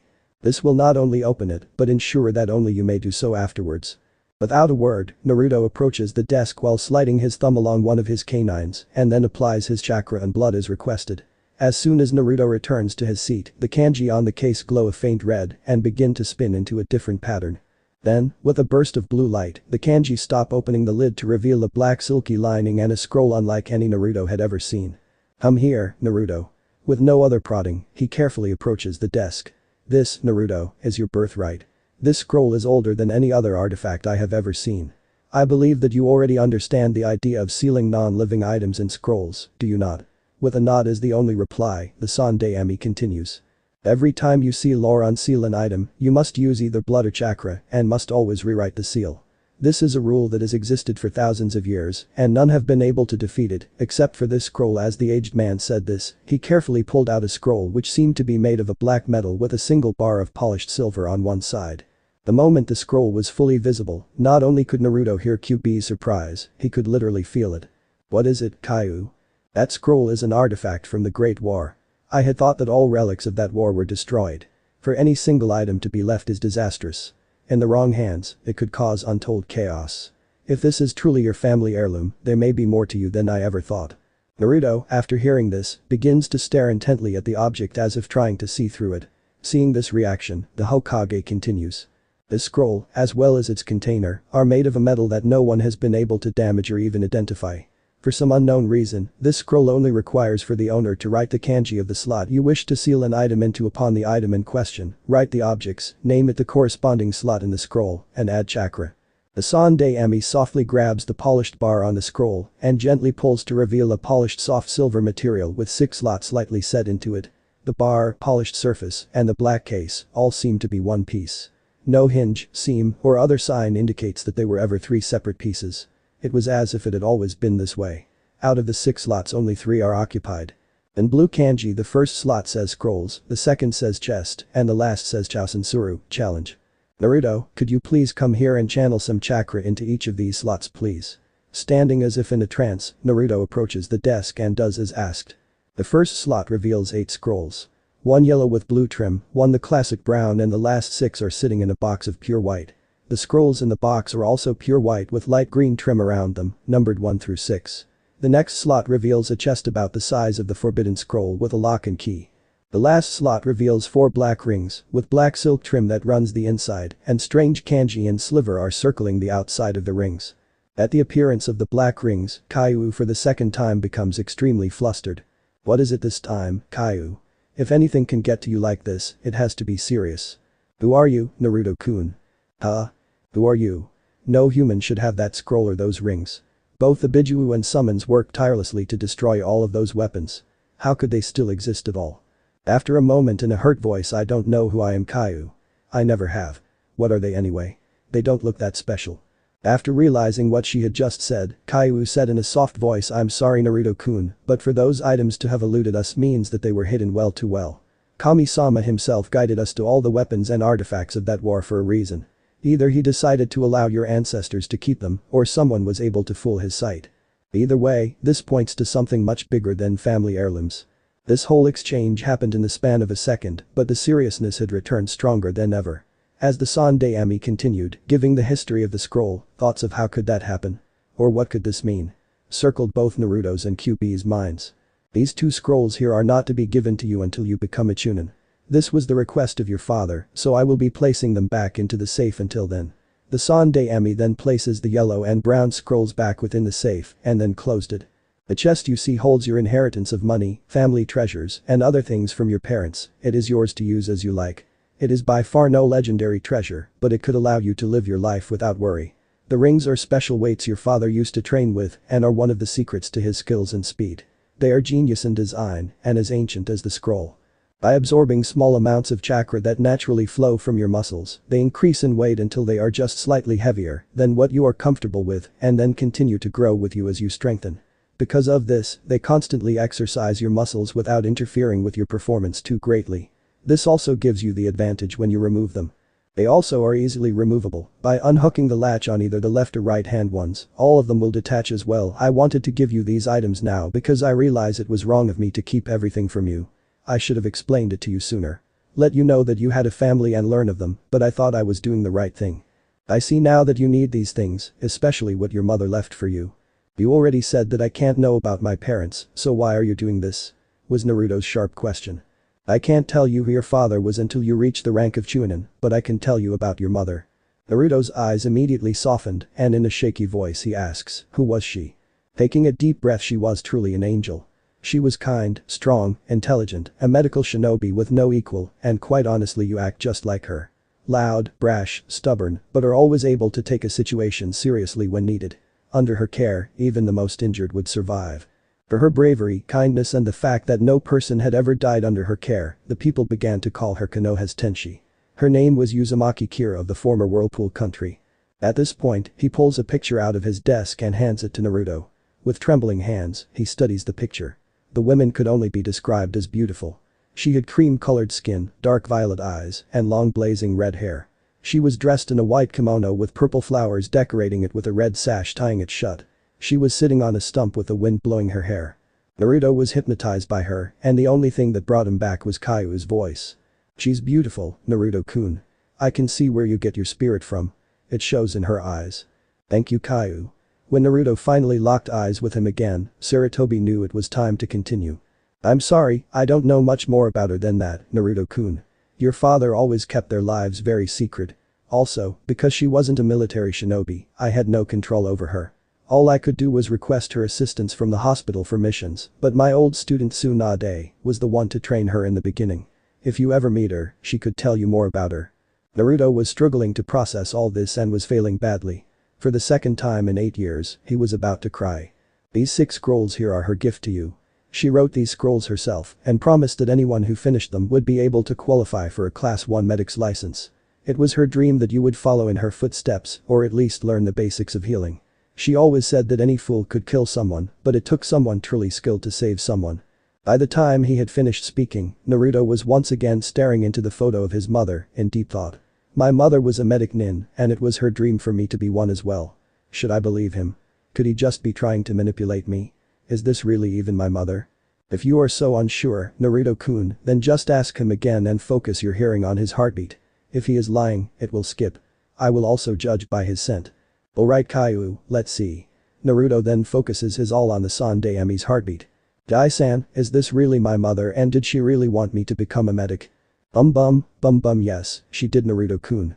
When your father sealed these items away for you, those were the last words your parents spoke to each other in me. Bum. No skip, he told me the truth. Everything he said was the truth. Yes, I believe that he is one of the only people we can truly trust in this village. What am I supposed to do now, Jai-san? Taking a calming breath, I would suggest that you think on what you want to do.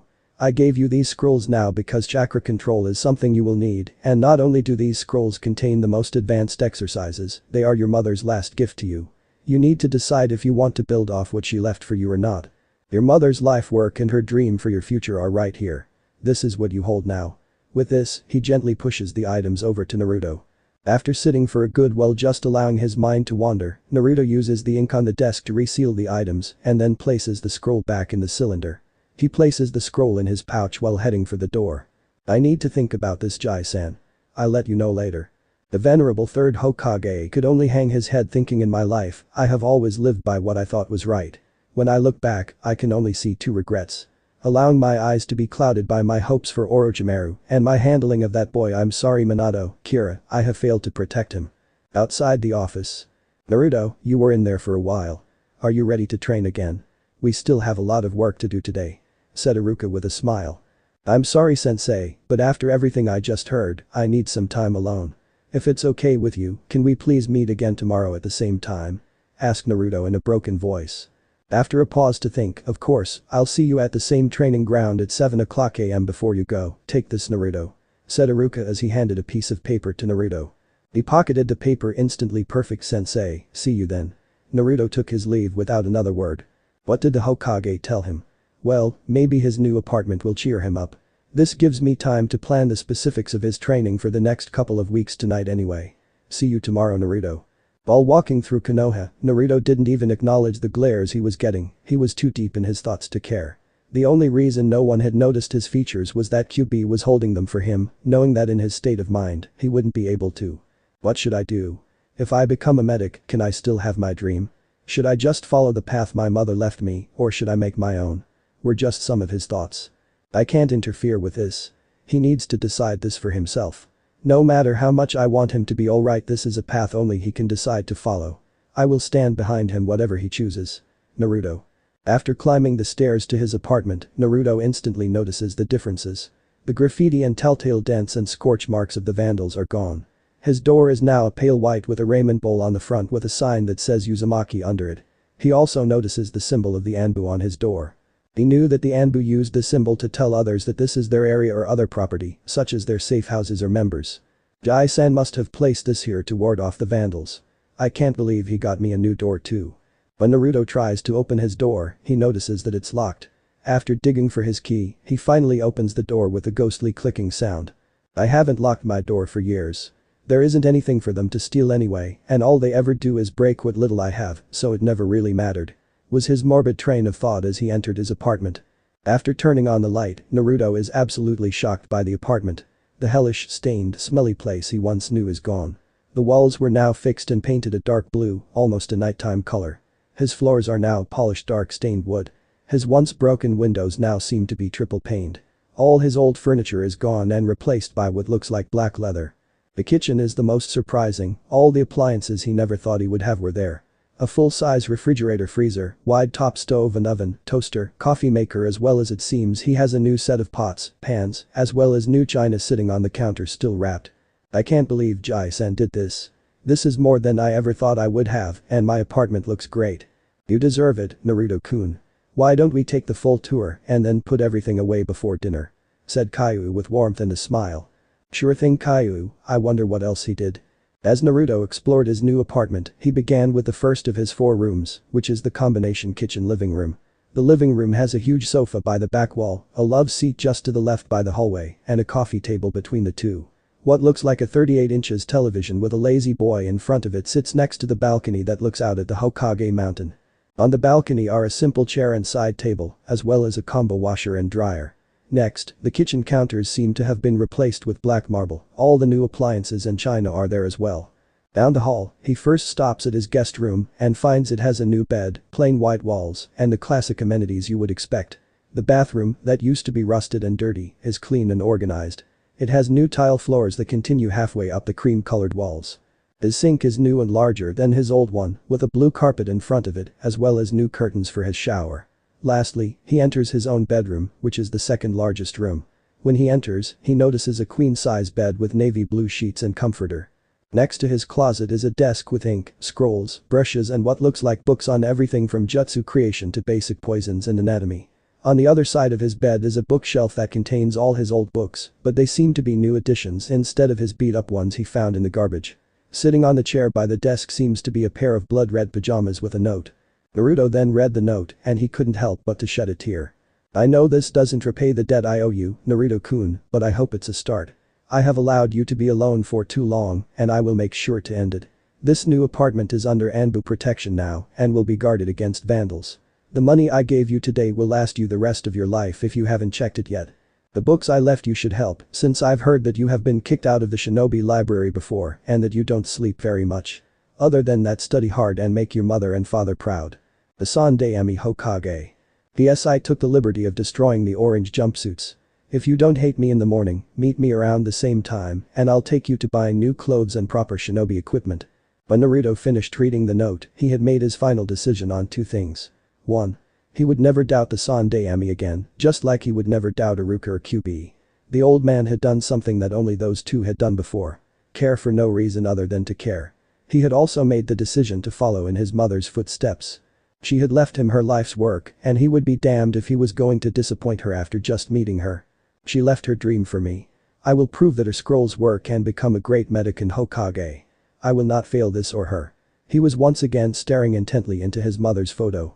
Just as I thought, Naruto-kun, I wanted you to choose this on your own. Learning medic techniques will help you greatly and we begin your study of them tonight. After dinner, start reading the first scroll and I will help you. Plus, if you do well enough, I'll teach you a special training technique. Defiantly Caillou, and I can't wait to find out what you're planning. The next day Naruto woke up around 4 a.m. as his new norm is supposed to be. After a shower, he got dressed in his only pair of clothes. With QB's reminder, he also attached his new weights, which to his surprise, already set to 37 pounds each. Caillou said this was a very good start and that he should progress quickly over the coming months because of his demon body. Then, after a breakfast he headed for his door to start his training schedule that Iruka had handed him the day before. Naruto, this should be a simple schedule to follow. I decided to spread out your training to cover just about everything to be sure you're ready to meet your team. After a few days working on this schedule I'll change it to focus more on your problem areas. 5 a.m., 6 a.m. Run as many laps around the village as you can in this hour. Try to add another lap every day. This will not only help you work on your speed and movement but hopefully finding your own limits. 7 a.m. 8 a.m. Work on whatever chakra control exercise you're currently working on. First do the leaf balancing. If this is too easy, do multiple leaves. I will give you the next exercise when you display mastery. 8 a.m. 9 a.m. Meet me at training ground number 19 for Taijutsu sparring. 9 a.m. 10 a.m. Ninjutsu training. You will remaster all 3 academy jutsu during this time. 10 a.m. 11 a.m. Full sparring to ensure you can use your jutsu and fighting style efficiently. 11 a.m. 12 p.m. Lunch. 12 p.m. 2 p.m.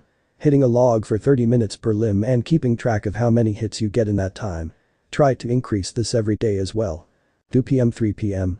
Will be free time for me to work with you on whatever you want or are learning. 3 p.m. 4 p.m. Will be resting before you go to the Hyuga. This is exactly how Naruto's day went until his meeting with the Hokage at lunchtime. Inside the Hokage's office. Good morning Naruto-kun, I see you came after all. Said the Hokage with a relieved smile. Of course, who could turn down free stuff? Besides, you took the rest of my clothes so I really need to shop. Aha, well if that's the case, let's start with the clothes store. The Sandaime pushed a button on his desk and said I'll be heading out for a while, be sure to hold all my appointments. Hi, Hokage-sama. Was the new secretary's reply. Well, let's go Naruto-kun. Just as the venerable Hokage began to leave, a small boy burst through the door holding a shuriken. He was wearing a yellow shirt with the Konoha leaf symbol, gray shorts, a long blue scarf and a strange helmet, with some of his brown hair pulled through the hole in the top. The boy began yelling. I challenge you for the title of Hokage, Jiji. But before the kid could get 5 steps, he tripped on his own scarf, slamming his head into the ground, making him wither in pain. Naruto, for his part, could only look on owlishly as the Hokage sighed deeply. Before anyone could say anything, the young boy sat up saying I get it. It's a trap, isn't it? As yet another man burst through the door wearing a full blue bodysuit, black sunglasses, and a bandana-style hit I ate as he asked. Hey, are you alright, honored grandson? And for the record, there aren't any traps here. At this point, Naruto had enough, so he asked Jai-san, who's the kid and why is he attacking you? After addressing the Hokage in such a way, Naruto had both the kid's and the other man's attention. Who is this guy that he thinks he can talk to my grandfather like that? Thought the boy. It can't be. Don't tell me it's him. Our village disgrace. The so-called human form of the Kyuubi no Yoko. Before the Sandaime could answer Naruto, the boy stood up and pointed at Naruto while screaming, it was you who tripped me. It was you, right? Naruto was already having a strange day, so having some small boy acting like the villagers was too much. As Naruto grabbed the front of the boy's clothing, he simply said, you tripped over your own scarf.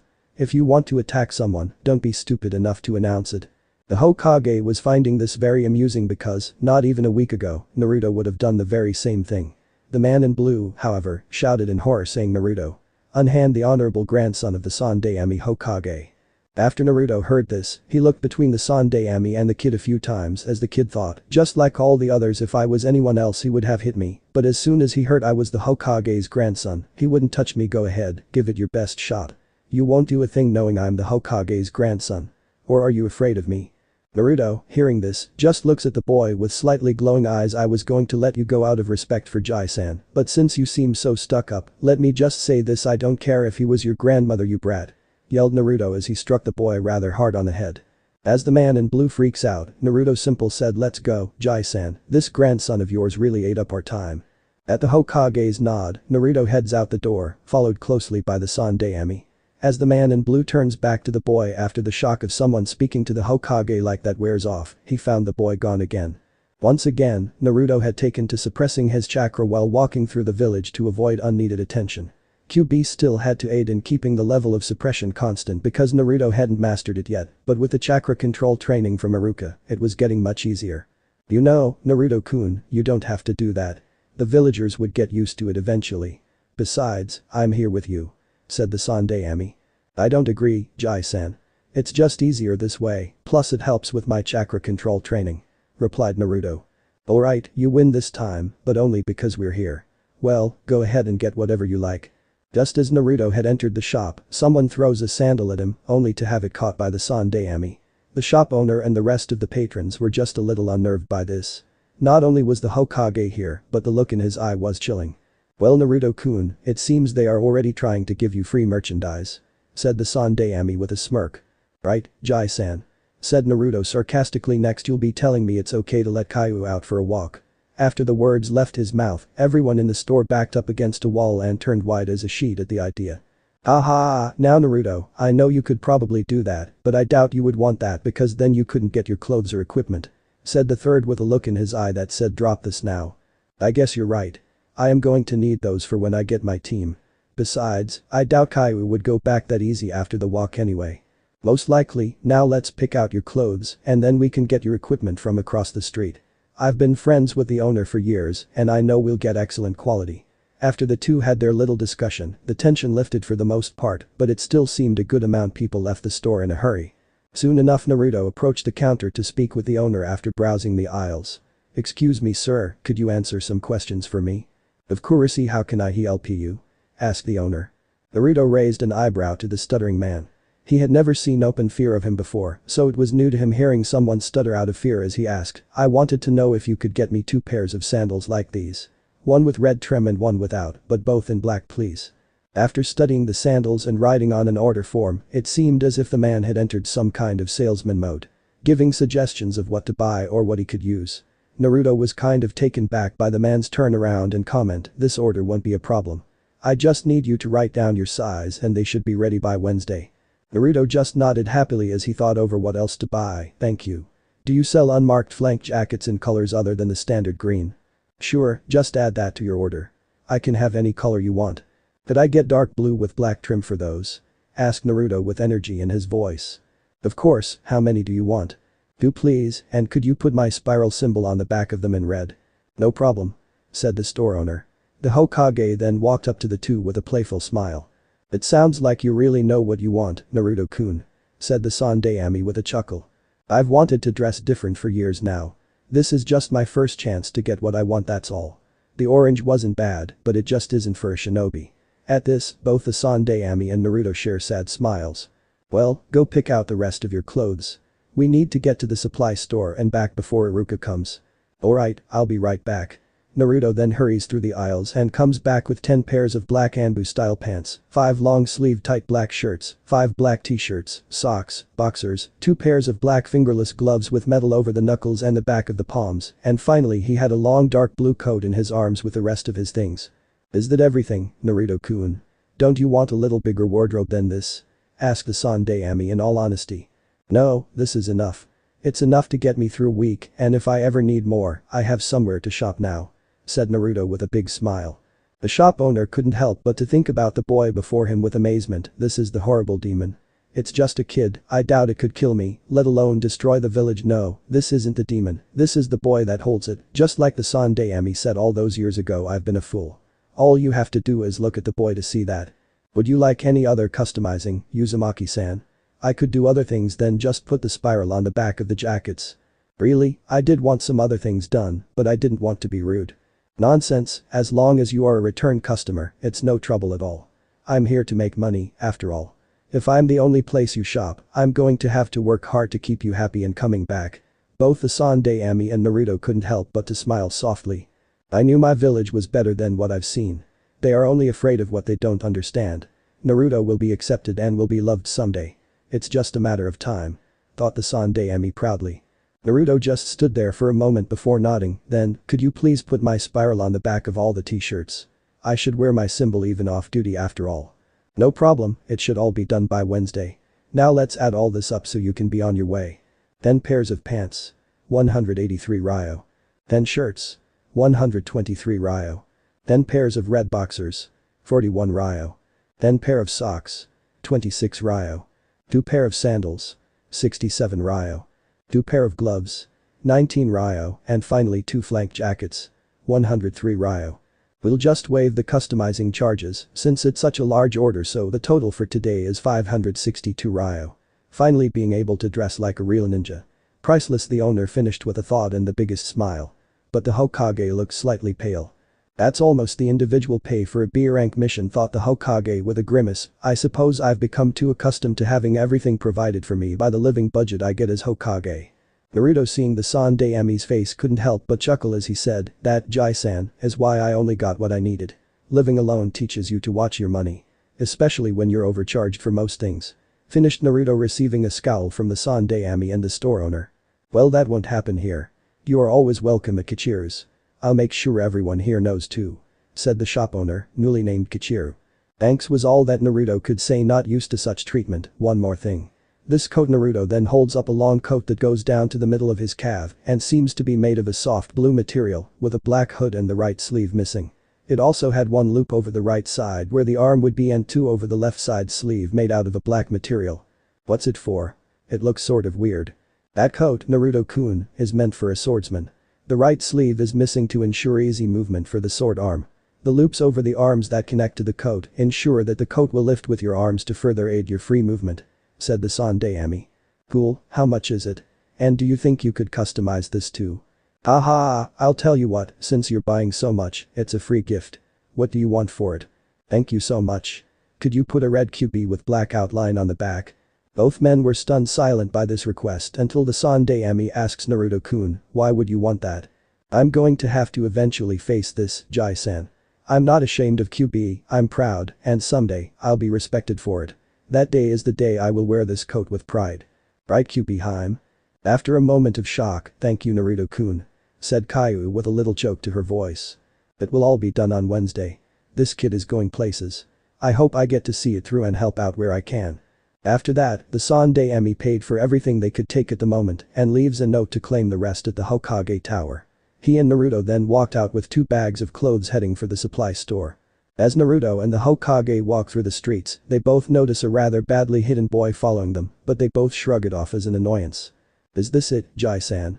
Asked Naruto as he and the Hokage were standing in front of what looks like a rundown store that had seen better days. The front was dirty and the blinds in the windows were closed.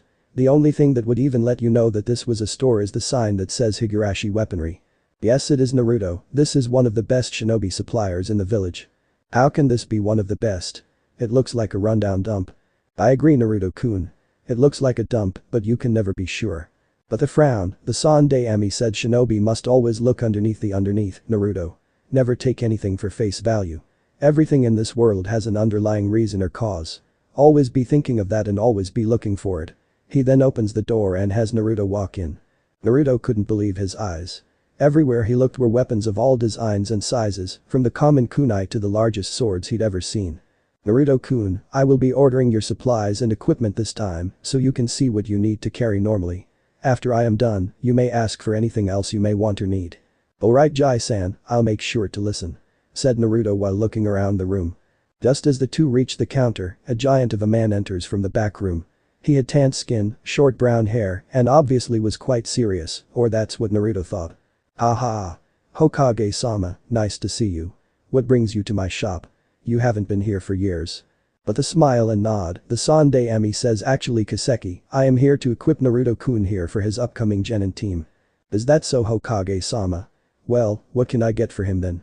Asked Kiseki, looking to Naruto. Well, first off he will need. As the Sandai Ami continued to name off one item after another, Naruto decided to take a walk around the store to see what interested him for a weapon. He saw many things he had never seen before and never would have thought existed. Thankfully, Caillou was giving him a very detailed play-by-play of the weapons and their uses and weaknesses. After a while, he found a very interesting straight sword that was very well balanced. After thinking it over, he came to the conclusion that a sword of some kind would fit him the best, and this one seemed the best one to start with. He wanted to buy it, but before he could get 2 steps with it, QP spoke up. Not yet Naruto, you need to master the basics and get a handle on your taijutsu before you even think of taking a weapon style. Why is that, Caillou? Can't I do both? I mean, hand-to-hand is great for spars and when you don't want to kill, but wouldn't I be at a disadvantage against a weapon user if I didn't have one as well? Normally that would be true, but until you get a handle on your own abilities and get decent skills in taijutsu, a weapon would only waste your time. Besides, if you train in taijutsu now, it will help later when you do take a weapon. Besides you have barely begun your Mednin training. You can't take on too many things at once or nothing will get done. Even though Naruto didn't like it, he had to agree. He had too many things to master as was. To add any more now would be foolish. When he turns to place the weapon back on the shelf, he bumps right into a girl that was approaching him from behind. As they were falling, Naruto acted on pure instincts. He instantly released his full form and instinctively strained himself to see what to do next. Suddenly, as things slowed down to a crawl, he quickly wraps his arm around the girl's waist and, with a flick of his wrist, throws the sword in the air and positions her across his lap while he takes a kneeling position. Then, he raises his hand up towards the falling sword. The 2 older men were watching the whole scene with worry until Naruto began to act. To say that Kiseki was shocked was an understatement. At first, it seemed as if his daughter had just returned from training and was heading over to talk about the weapon the boy was holding. Then they ran right into each other with a dangerous weapon in the mix. He almost had a heart attack until he saw the boy begin to move, it was like water, so quick and fluid. Those are the movements of an experienced fighter. How could he already be at that level? Sarutobi said he was just joining a team. And what's with the changes? His chakra also just went through the roof. I thought this kid was a genin, but that's a high Jounin chakra signature. This is when he notices the blonde hair, blue eyes, and whisker marks. Only one thing came to mind QB. The Hokage, on the other hand, was a little more interested in the change in the boy's eyes. What was it just now? For just a moment, Naruto's eyes turned red. I'll have to watch him closely from now on. This could be another power from the QB, maybe it's a taijutsu of his own. That would be some leverage with the council indeed. As things began to return to normal for Naruto, he reaches up and catches the sword by the handle, only to look at it strangely as he thought, how did I just do that? Then he looks down at the blushing girl in his lap. Sorry about that. I was a little too deep in thought and didn't realize you were behind me. My fault. Said Naruto with a smile. Naruto took a moment to study the girl in his arms and could only think cute. She was about the same height as him, with light brown hair and 2 buns on top of her head, as well as chocolate brown eyes. Her skin was flawless with a light tan, and her current blush was just so cute. She had an athletic build and wore a pink Chinese shirt, blue pants, and the classic shinobi equipment. She also seemed to be carrying 2 scrolls on either side of her slender hips. You can stop leering now, Naruto came QP's snippy comment. There's nothing wrong with looking, Caillou. Said Naruto, a little too playfully. Am I having a bad influence on him? He is getting a little too interested in girls. I'll think about that later.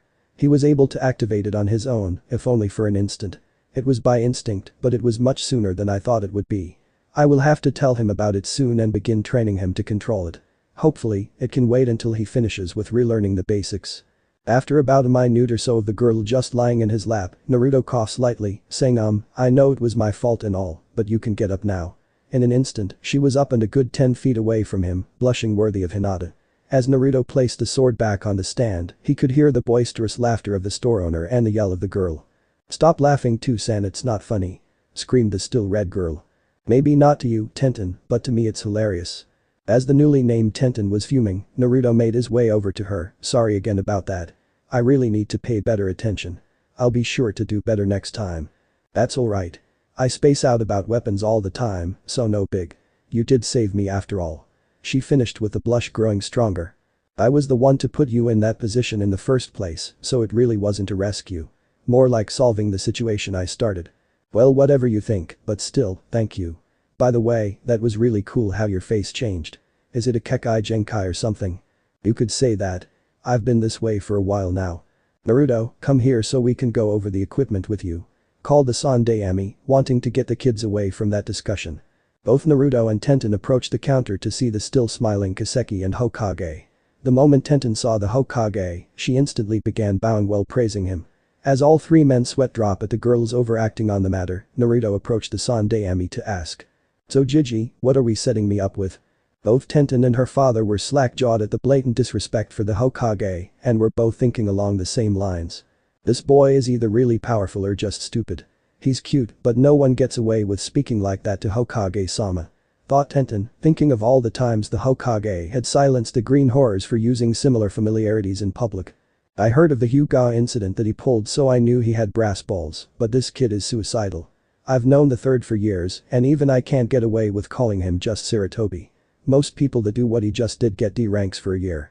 The Sandaime, completely ignoring the tense atmosphere in the room, motions for Naruto to come over and for Kaseki to explain the setup of the equipment. After the shock of the aloof attitude of the venerable Hokage passes, Tenten takes a position next to the counter, and Kaseki begins. Alright Naruto, this is the top of the line supply pouch. It has 6 equal-sized compartments and one large one in the back. The first one in the upper left holds 2 basic-size scrolls, the ink bottle, and a brush. The slot below that is empty for your use. The middle top has 10 smoke bombs. The middle bottom slot has soldier pills, blood pills, and nutrient pills. These pills. Sorry to interrupt, but I already know about the types of pills, their makeup, and the uses. Said Naruto flatly. Oh, so you're already that far? Asked the Sandaime. The pills are in the first scroll along with basic anatomy and body structures. Making them is covered later though. What is he talking about? Asked Kaseki. Naruto-kun is training to be a medic nin. Replied the Sandaime with a small smile. So that's why you wanted the med supplies. Correct, Kaseki-san. Tenten, trying to be respectful, remains quiet in the discussion, but it's obvious she has questions. Both Naruto and Tenten seemed to decide to lightly talk to each other while the two older men conversed.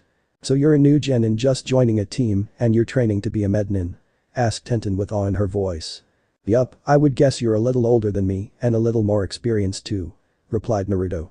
You really think so? Well yes, I've been a genin for about a year now and have been on some C-rank missions already. My teammates and my sensei are a little really weird, but they are really strong and I can count on them. The 4 of us have been through a lot and are still here anyway. That sounds cool. I hope my team and me get along that well. I don't meet them for 2 more weeks. So you're going to be a med nin? I'm a weapons specialist myself, being the daughter of a weaponsmith helps out a lot with that. Well, my mother was a medic nin. I'm just starting because it's what she wanted, but it will be a while before I can get anywhere with it. I just hope that I can do it. With your mother to help you, I'm sure you can do it. Plus, if you ever take a weapon, let me know so we can spar. Said a smiling Tenten with a wink. Yeah, I'm sure her being here to help would be good, but I've never met either one of my parents. The only reason I know about my mother at all is because Jai-san told me yesterday. After a pause, I'm sorry, Naruto, my mother is gone too. So I know how it is. She died in the QB attack before I was even a year old. With a slight wince, it's alright Tenten, you didn't know before Naruto could get any further, the Sandaime called him back over to finish the explanation of the weapons. Kaseki was watching the boy, carefully thinking while Naruto approached, is this really the QB kid? I heard he was a real dunce and the dead last of the academy. If that's true, how can he be a med nin in training? Most can't even think about being a medic until they reach Shunin. I'll have to keep an ear out. Now where was I? Oh yes, the pills are here as I said before. In the upper right is the slot for your kunai. It has a special material in it that will not cut or poke through. Next is the bottom right. It holds your shuriken. Lastly is the large compartment in the back. It is for whatever you can fit there. We also have a new leg holster for you. The Hokage has also asked for extra equipment to be set up in a duffel bag for you so you can refill your supplies as needed. Will you need anything else? After going over everything with Caillou, Naruto decides on a few other items, but first he wanted to know about the med supplies they were talking about. After a confused look past Kaseki's face, he left for the back room for a moment. When he returned, he was carrying a medium-sized gray box. Naruto couldn't help but think that it reminded him of the boxes that he's seen people use for fishing. Hokage-sama told me that you're going to become a medic nin, so he asked if I had any med nin supplies like what are issued at the hospital. This one is what they issue at the hospital to third-class nins and up. As he said this, he unclips the top to reveal that the whole front of the box can be opened like a toolbox to reveal everything you could need, from bandages and salves to surgical tools and sterilizers. I hope you won't hurt yourself with this. It has several sets of supplies. If you need a refill on anything, you can get it at the hospital. Thank you, this will really help with my studies. The other thing I wanted to know about was if you had a belt to hang all this on as well as straps for this scroll. Asked Naruto as he pulled his family scroll out of his current pouch. Both Tenten and her father were both mesmerized by the scroll's case. After a moment, Kiseki comes out of it and replies, of course I do, give me a moment. He comes back a moment later with a dark black belt that seems to be two belts crossing one another, with a large silver belt buckle with a leaf symbol on the front. For a moment, Naruto thought it was two separate belts until Kiseki pulls on one to tighten it. This belt is designed to attach to your hip with this section with a buckle and then have your equipment hang off of this one here. The two different sections allow your supplies to move with you and not throw you off balance. And this Kiseki then holds a tube of some kind with a strap on the side. Is the top of the line straps we have. Just let me fit them to your scroll case and then you can attach it to either your belt or your leg like a holster. Naruto looks to the Sandaime and with a nod, he replies, of course, thank you, and do you have any small pouches that I could hang off the belt? Of course, how many would you like? After thinking for a moment, 3 please. Alright, here you go Naruto. These are the small pouches. 2 of them are divided into 2 sections and the last one is open. Thank you again. I'll be sure to come back if I need anything else. While smiling, the Sandaime couldn't help but think, Naruto, sometimes I think you may be too innocent to become a shinobi, but I always forget that your father was the same way when not on a mission. I wonder how far you will truly go. After gathering all his new equipment, Naruto and the Hokage began to head for the door. Hey boy. Don't forget your duffel bag. Calls Kiseki while holding the rather heavy-looking bag. Sorry, I forgot about that after talking to Tenten. Says Naruto with a small laugh, which earns another blush from Tenten. He quickly walks back to the duffel while pulling out his scroll. When he pulls out the actual scroll, both the weapon users are again at a loss for words as Naruto sealed the duffel. WHHOOO. How did you do that? You didn't even draw a seal. Can you teach me to do that? Squealed Tenten. Sorry Tenten, but it's the scroll that does that, not me. Was Naruto's reply. I'm sorry young lady, but that scroll is a very powerful family heirloom of Naruto's. Even I don't know how it works. The Sandaime then turns to Tenten's father and says. Thank you both for your help, but we really need to get going. Both Naruto and the Sandaime begin to leave the store, but not before Naruto calls back. Thanks for all the help Ten-chan. This, of course, blazes the blush right back to Tenten's cheeks. That boy sure is a mystery. I wonder what else there is to know about him. He would make a great sparring partner. I don't know Ten-chan, but you could always hang around him and find out. Teased her father. Maybe Tusan maybe. Said Tenten with the blush still in place. Naruto was struggling to get his door open with all his bags in hand. It was not the easiest thing, but for all his effort he heard the satisfying click. Well, that went great, Hakayu. Absolutely, Naruto-kun. I couldn't get enough of the joke of you letting me out and everyone turning wider than the Hyuga's eyes. You also seem to enjoy your time with that Tenten girl. Replied Caillou with a giggle. I know, that was so funny, and now I even have 2 stores that will serve me. Tenten was nice. Too bad all girls aren't like her and you. Most of them are either quiet weirdos or screeching banshees like Sakura. Good for you, Naruto-kun. Now if only you could get another restaurant to serve you, we'd be in business. Now get ready, you have to be at the Hyuga's in an hour. You don't want to be late and have your punishment extended. Alright Caillou, just let me shower and change. After his shower, Naruto put his clothes in the washer and sets out all his new gear, his old gear, and unseals all his stuff to sort through it and decide what to do. Let's see, all this is hand-me-down stuff that I can drop off in the repair box on my way to training in the morning. I want to carry my current med scroll on me instead of sealing it so I can study it when I get time. The jutsu from the forbidden scroll I'll seal for now, at least until I finish with Iruka-sensei. After this thought, Naruto reseals all his jutsu and med nin scrolls into the first slot of his family scroll, his duffel of weapons, camping, and survival supplies into the second slot, and a second duffel bag with 3 sets of clothes and some hygiene supplies into the third slot. Finally his chest of money he seals into the 4th. He then places the rest of his clothes and some of the supplies into his closet before sitting down for a quick dinner. I'm starting to like other foods, Caillou. Maybe I should see if Iruka-sensei could teach me to cook. If you want Naruto-kun, I could teach you as well. You cook, Caillou? Don't you just eat like rabbits and other things you catch? I do have a human form, Naruto. Most of the time that I've spent in this world has been spent in a human form. It would be kind of hard to keep hidden if I had to be a 100 feet tall fox all the time. This also allowed me to learn how to cook fairly well and learn of humans in general. I did have to support myself after all. Really, Caillou, I had no idea you could become a human. What do you look like? With a slight sigh, to tell the truth, Naruto-kun, I'm not sure anymore. For some reason, I can't change my form in this cage. Shape-shifting is one of the many abilities all kitsune and most demons in general possess, much like your henge. But for some reason ever since my sealing I've been stuck in this form. That's too bad, Caillou, maybe we can fix that somehow. Naruto said this as he was dressing in his new clothes. Maybe, Naruto-kun, I have been thinking about what you said about fixing this place up and I wanted to try it tonight when you come to visit. That's fine, I don't think it's fair that you're stuck in a sewer anyway. I don't understand why it changed back from the forest after I left last time, Caillou. I've been thinking about those summon contracts you told me about. What about them? You said that all it took was an exchange of soul fragments, a Kage Bunshin, and implanting the soul in the Bunshin, right? Yes, but where are you going with this? You and I have our souls intertwined and your soul is already here, so what's stopping us from using summoning to let you out? Caillou was quiet for a long time until, you're brilliant, Naruto. It will take some altering and a few tweaks on my part, but it's totally possible. I can't believe I didn't think of this. I'm glad I had a good idea. How long will it take? Good idea. You had an epiphany with this, Naruto-kun. I'm not sure how long this will take me. We are dealing with very old stuff, but I'm sure I can figure it out. After all, I was around when they first did this. Can I do anything to help? All you need to do is either learn the hand seals for the Kuchius no Jutsu or actually obtain a summoning contract to practice with. Either way will help greatly. Well, Caillou, I'll look into that, but I need to get to the Hyugas. I really don't want to see what they do if I'm late.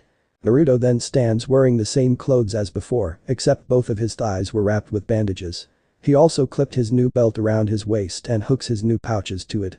Then he attaches his scroll case to his left thigh while leaving his new supply pouch on the back right, places the 3 smaller pouches on the front right, and finally, he hooks his leg holster to his right thigh. I guess it's time to go. I'll be going deeper into the seal to start on the summoning. If you really need me, just try tapping into my Yaki and I'll know. See you later, Caillou. Naruto arrived outside of the Hyuga compound with just 3 minutes to spare, only to meet the hateful glares of the guards and the strange feeling of being followed. I'm glad I've gotten the hang of suppressing my chakra. It would be such a pain to deal with the reactions my new looks would cause. Afternoon, I'm supposed to start my laundry duty today, said Naruto with a slightly embarrassed smile. But a slight smirk understood, please follow me. The elders wish to speak with you before you begin. As Naruto followed the guard through the compound, he noticed that unlike at night the Hyuga's home was rather beautiful during the day. Clean white buildings, gardens and flowers everywhere, and there was even a small lake and river running through most of the compound. Here we are. Be sure to show the utmost respect to the elders and do not speak until spoken to or ordered to do so, warned the guard. This sounds like a pain in the ass already. I can't believe that I'm going to be stuck doing this for an entire month. Maybe I should ask for a harder punishment. After this thought, the doors slid open and Naruto was ushered in. Once Naruto was inside, he couldn't help but notice the 7 rather intimidating people at the front of the room. The middle person, of course, was Hyuga Hiashi, but the 3 on the left and right were all older. Ancient in Naruto's eyes and seemed rather unwilling to be there. Let's see, should I make the effort to remember their names? Nope, don't care. I'll just refer to these geezers as elders 1 to 6. Thought an irritated Naruto as he stared at the old men and women of the council. Naruto was quick to notice a pillow on the floor right in front of them by about 10 feet. After approaching it, he looked to them as is asking, is this right? With a nod from one of the elders, Naruto took his seat with an almost unheard sigh. After his entrance, the elders began signaling each other with subtle body language and eye movements which Naruto caught after a few moments, but decided to just see where things went. Elder 3, is this really the boy Hiashi-sama told us about? Elder 6, he looks like nothing special. Was the Sande Ami speaking the truth of his lineage? Elder 1, his chakra signature is less than a genin. How could this boy have infiltrated our home or be who Hiashi says? Elder 4, I believe we should be silent and wait to see the outcome of these talks. If our clan head thinks of this boy as powerful, there must be a reason. Elder 5, I agree, just observe the boy. His equipment is immaculate, his muscles are tight, and his sitting position is all of an experienced shinobi. The boy is ready to react to us at a moment's notice. Elder 2, I doubt that very much, the boy is probably scared witless of us, and I have heard that he is being trained by a Chunin and has been spending time with the Hokage. That is all this appearance is. If you haven't noticed yet, the boy caught on to what you all have been doing from the beginning and has been deciphering it. came Hiyashi's calm statement. The room locked onto Naruto only to notice his unblinking eyes and the slight twitch to his face. "Well, Naruto-san, have you been able to get much out of their conversation?" asked Hiyashi. "Not much, Hiyashi-san. Only that it was about doubting me and trying to decide something. I am not very experienced with body language." "Very good, well I am sure you know of the punishment we asked for, do you not? You want me to wash your clothes every day for a month. It was actually a surprise that you would ask for so little." "Little? My clan consists of over 230 people, Naruto-san. You will not be doing this alone. You will be working with a normal shift every day. If we trusted the whole chore to you, half my clan would be without their clothing." "I see, if it's alright with you, I'll begin my work now," said a bored Naruto. "Actually, Naruto-san, I wish to ask a favor of you," requested Hiyashi. "A favor, Hiyashi-san? What is it that I could help you with?" asked Naruto, and for the first time since arriving, truly curious of the answer. "Well, there is something I wish to ask you, but first I wish to ask why you look different than the report I received implies, as well as the specifics to your intrusion into our home." After considering his words, Naruto replies, "In all truth, Hiyashi-san, if any of you would have used those famous eyes of yours, not only would you know the answer to your question, but I would have never pulled off my prank." Elder 6 asked in complete indifference, "What do you mean by that?" "I am simply suppressing my chakra to my bare minimal to hide my more demonic features, and if your guards had done sweeps of your compound, I never would have made it over the wall, let alone into the buildings." Naruto decided it would be simpler to release his suppressed chakra to its normal level. Not only do his more animalistic features return, but most of the council was finding it hard to breathe for a moment because of the sudden pressure in the room. With a slight cough, "Well, Naruto-san, if that was the problem with my security, I will add normal sweeps to the patrol. It has been a long-standing tradition to prohibit the use of the Byakugan while inside the compound for privacy reasons, but I think the guards can be an exception," said Hiyashi. "You may also want to stagger your guard change and patrol times as well. If you have any pattern to it, you can easily get in just by memorizing their movements like I did," commented Naruto. "Thank you, Naruto-san. I have to admit the years since the Great Wars have made us rather lax, at least in regards to our home." Then with a deep sigh as his first real sign of emotion, Hiyashi asked, "Now the favor I wish to ask of you is simple. I believe you know my daughter, do you not?" "You mean Hinata?" "Yes, Hinata is my oldest daughter and the heir to the clan." "Yes, I know her. What about it?" "Well, you are serving out your punishment here, I would like you to help train her." All the elders stiffen at this. Naruto also catches the obvious sense of anger, surprise, and fear. "What? Why would you need me to train her? She was better than me in the academy in a lot of things. I don't see how I can help her. We know the heiress has great potential and can become very strong, but something is holding her back," said Fem Elder 4, only to receive rather harsh glares from her fellow elders. "When my daughter was 3, Kumagakure tried to kidnap her.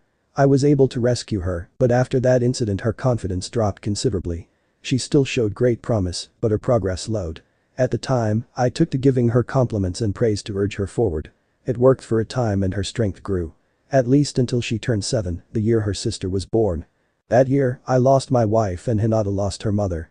Her shyness and timid nature grew exponentially after that, and no matter how kind I was or how long I spent training her, she did not improve. I eventually took to being colder and harsh with her in hopes of bringing her out of it. To my disappointment, she slipped deeper until she became what you know now." "I'm sorry to interrupt, Hiyashi-san, but why are you telling me this?" asked Naruto with eyes like dinner plates. "I must tell you, Naruto-san, that I knew your mother well. When I first heard that you were her son, I could not believe it. Your mother was actually the one who introduced me to my wife and was a great friend of the Hyuga. Now that I think about it, you act just like her." Even among the council, Hiyashi couldn't help but let a small smile slip as the memories flooded his mind. "Really, you really knew my mother?" asked a skeptical Naruto. "Yes, she was a very strong woman and was able to do the most amazing things. She taught my wife medical jutsu, and as I can see from the scroll in your pouch, you're following her footsteps, are you not?" "Yes, I just started yesterday, but I intend to learn all I can. I hope to become a Mednin as skilled as she was." "That is good to hear, Naruto-san, but let me get straight to the point of all this. I wish you to train with Hinata in the hopes that not only will a training partner from outside the clan help her, but with your brash and rather flamboyant attitude, maybe you could help with her confidence. I also hope that your mother's touch for miracles is still alive in you." Not sure how to respond to being called flamboyant, Naruto just replied, "I don't know what I can do to help, but I guess since I'll be here anyway I could try." With a small smirk, Hiyashi said, "Don't think we ask this of you without offering something in return." "Really, what would that be, Hiyashi-san? How would you like to learn Jaiken?" This statement silenced the whole room. It was impossible for Naruto not to notice the tenseness of the elders and all the smells in the air. To say Naruto was pulling on Kaiu's yaki would be an understatement. As time began to slow as it always did when they talked to each other, Naruto heard, "What is it, Naruto-kun? Can't you be without me for an hour?" As Naruto gives Kaiu the play-by-play, she was quick to begin sorting out the emotions of the group. "What do you think, Kaiu?" asked Naruto. The elders have a mix of shock, anger, and confusion. Hiashi, on the other hand, seems totally sincere in his wishes. He does seem to want something else out of this, but I can't tell what he's planning. He doesn't have any malicious intent about it. I say take the offer. The Jaiken style is legendary, it's much better than what we could have hoped for, and from what I know of it, we can easily combine it with the skills I will be teaching you. To the elders and Hiashi, Naruto seemed deep in concentration for a few moments until he locked eyes with them. This caused them to flinch noticeable. The slit blue eyes alone caused some amount of tension in people, but now it was easy to see the deep red tint circling the boy's eyes, as if there was a second set behind the sapphire orbs. Your offer of training is much appreciated, but I must ask, why would the most powerful clan wish to teach their style to an outsider? Not only that, but the one that by all means is a threat to them. Hiashi was silent for a moment. It was obvious that he was carefully considering his words. To explain, you must first understand that while our style is powerful, it is our Kekai Genkai that makes it the power that it is. Because of your lack of it, you could never truly master Jaiken to the level that we can. The basic forms and attacks you may learn easily enough, as well as the intermediate, but any of our secret jutsu need the Byakugan to be performed correctly. I myself taught your mother our style, which she combined with her medical knowledge to create a style all her own. Even though your mother avoided fighting as much as possible, she was feared by many because of how fiercely she would fight to protect her charges. Her use of this hybrid style is the reason, and I am sure that you could do the same in time. I offer you this not only because of my wish for you to help my daughter, but to repay a debt to Kira as well. If that is the case, then I will gratefully accept the offer of your training," said Naruto while bowing. "Very good, Naruto-san, you will begin tomorrow at 2:00 p.m. and take the basic lessons with the children until 4:00 p.m. Then you will train with Hinata until 6:00 p.m. when she retires for the evening. You will then work with the others on the laundry. Don't think just because I asked you a favor that you will escape your punishment," said Hiashi with a smirk at the end. "Thank you all. I'll begin my chores now." But that said, Naruto left the room to be guided to the laundry room by a guard outside the door. Elder 3 quickly cut in, "Hiashi-sama, what are you thinking offering our teachings to an outsider?" "I offer them because to gain, you must give." You all sense the power in that boy. Just the blood of his parents ensures great power, but with the demons added to it, he could become a kami among men," said Hiashi. "Elder 1, that is why we don't need to add to it by teaching him our style. Even if he can only learn the forms, it still will greatly add to his growing strength. That is exactly why I am doing this. I would rather have that boy look upon this clan as the ones who trained and accepted him, rather than the ones who allowed their members to beat him in the streets and throw him into a dumpster. Or would you rather him see us as enemies when he reaches his peak of power?" The entire room fell silent until Hiashi spoke again. "The point is, he would grow stronger with or without our help. This way, we can bring him under our influence with kindness and our teachings. I doubt we could ever control him, but we could easily manipulate him for our means by earning his trust and friendship. This decision is final. As soon as he becomes proficient enough in the basics, I will begin training him in secret until he knows everything he can learn of our style." The elders leave the room with heavy minds, leaving Hiashi to his own thoughts. "Kira-chan, I hope you can forgive me for using your son like this. The elders and my clan are out of my control now. Everything we and my wife planned has fallen apart, and without the power of your son behind me, there is no way to finally fulfill our plans. I put all my hope in him. My daughter, my clan's future, and the fruition of all our dreams are all up to him. I just hope I can win his trust. The power and friendship of a demon is my only hope." Just as Hiashi finished his prayer to the dead, he took a picture out of his robes that showed a younger Yondaime, Kira, himself, and Hinata's mother in a beautiful field of flowers being married on the same day by the Sandeami. So this part ends here. Alright, that's it for today's video, guys. Let me know in the comments section how was the story, and also don't forget to like, share and subscribe. I will meet you in another video. Bye bye.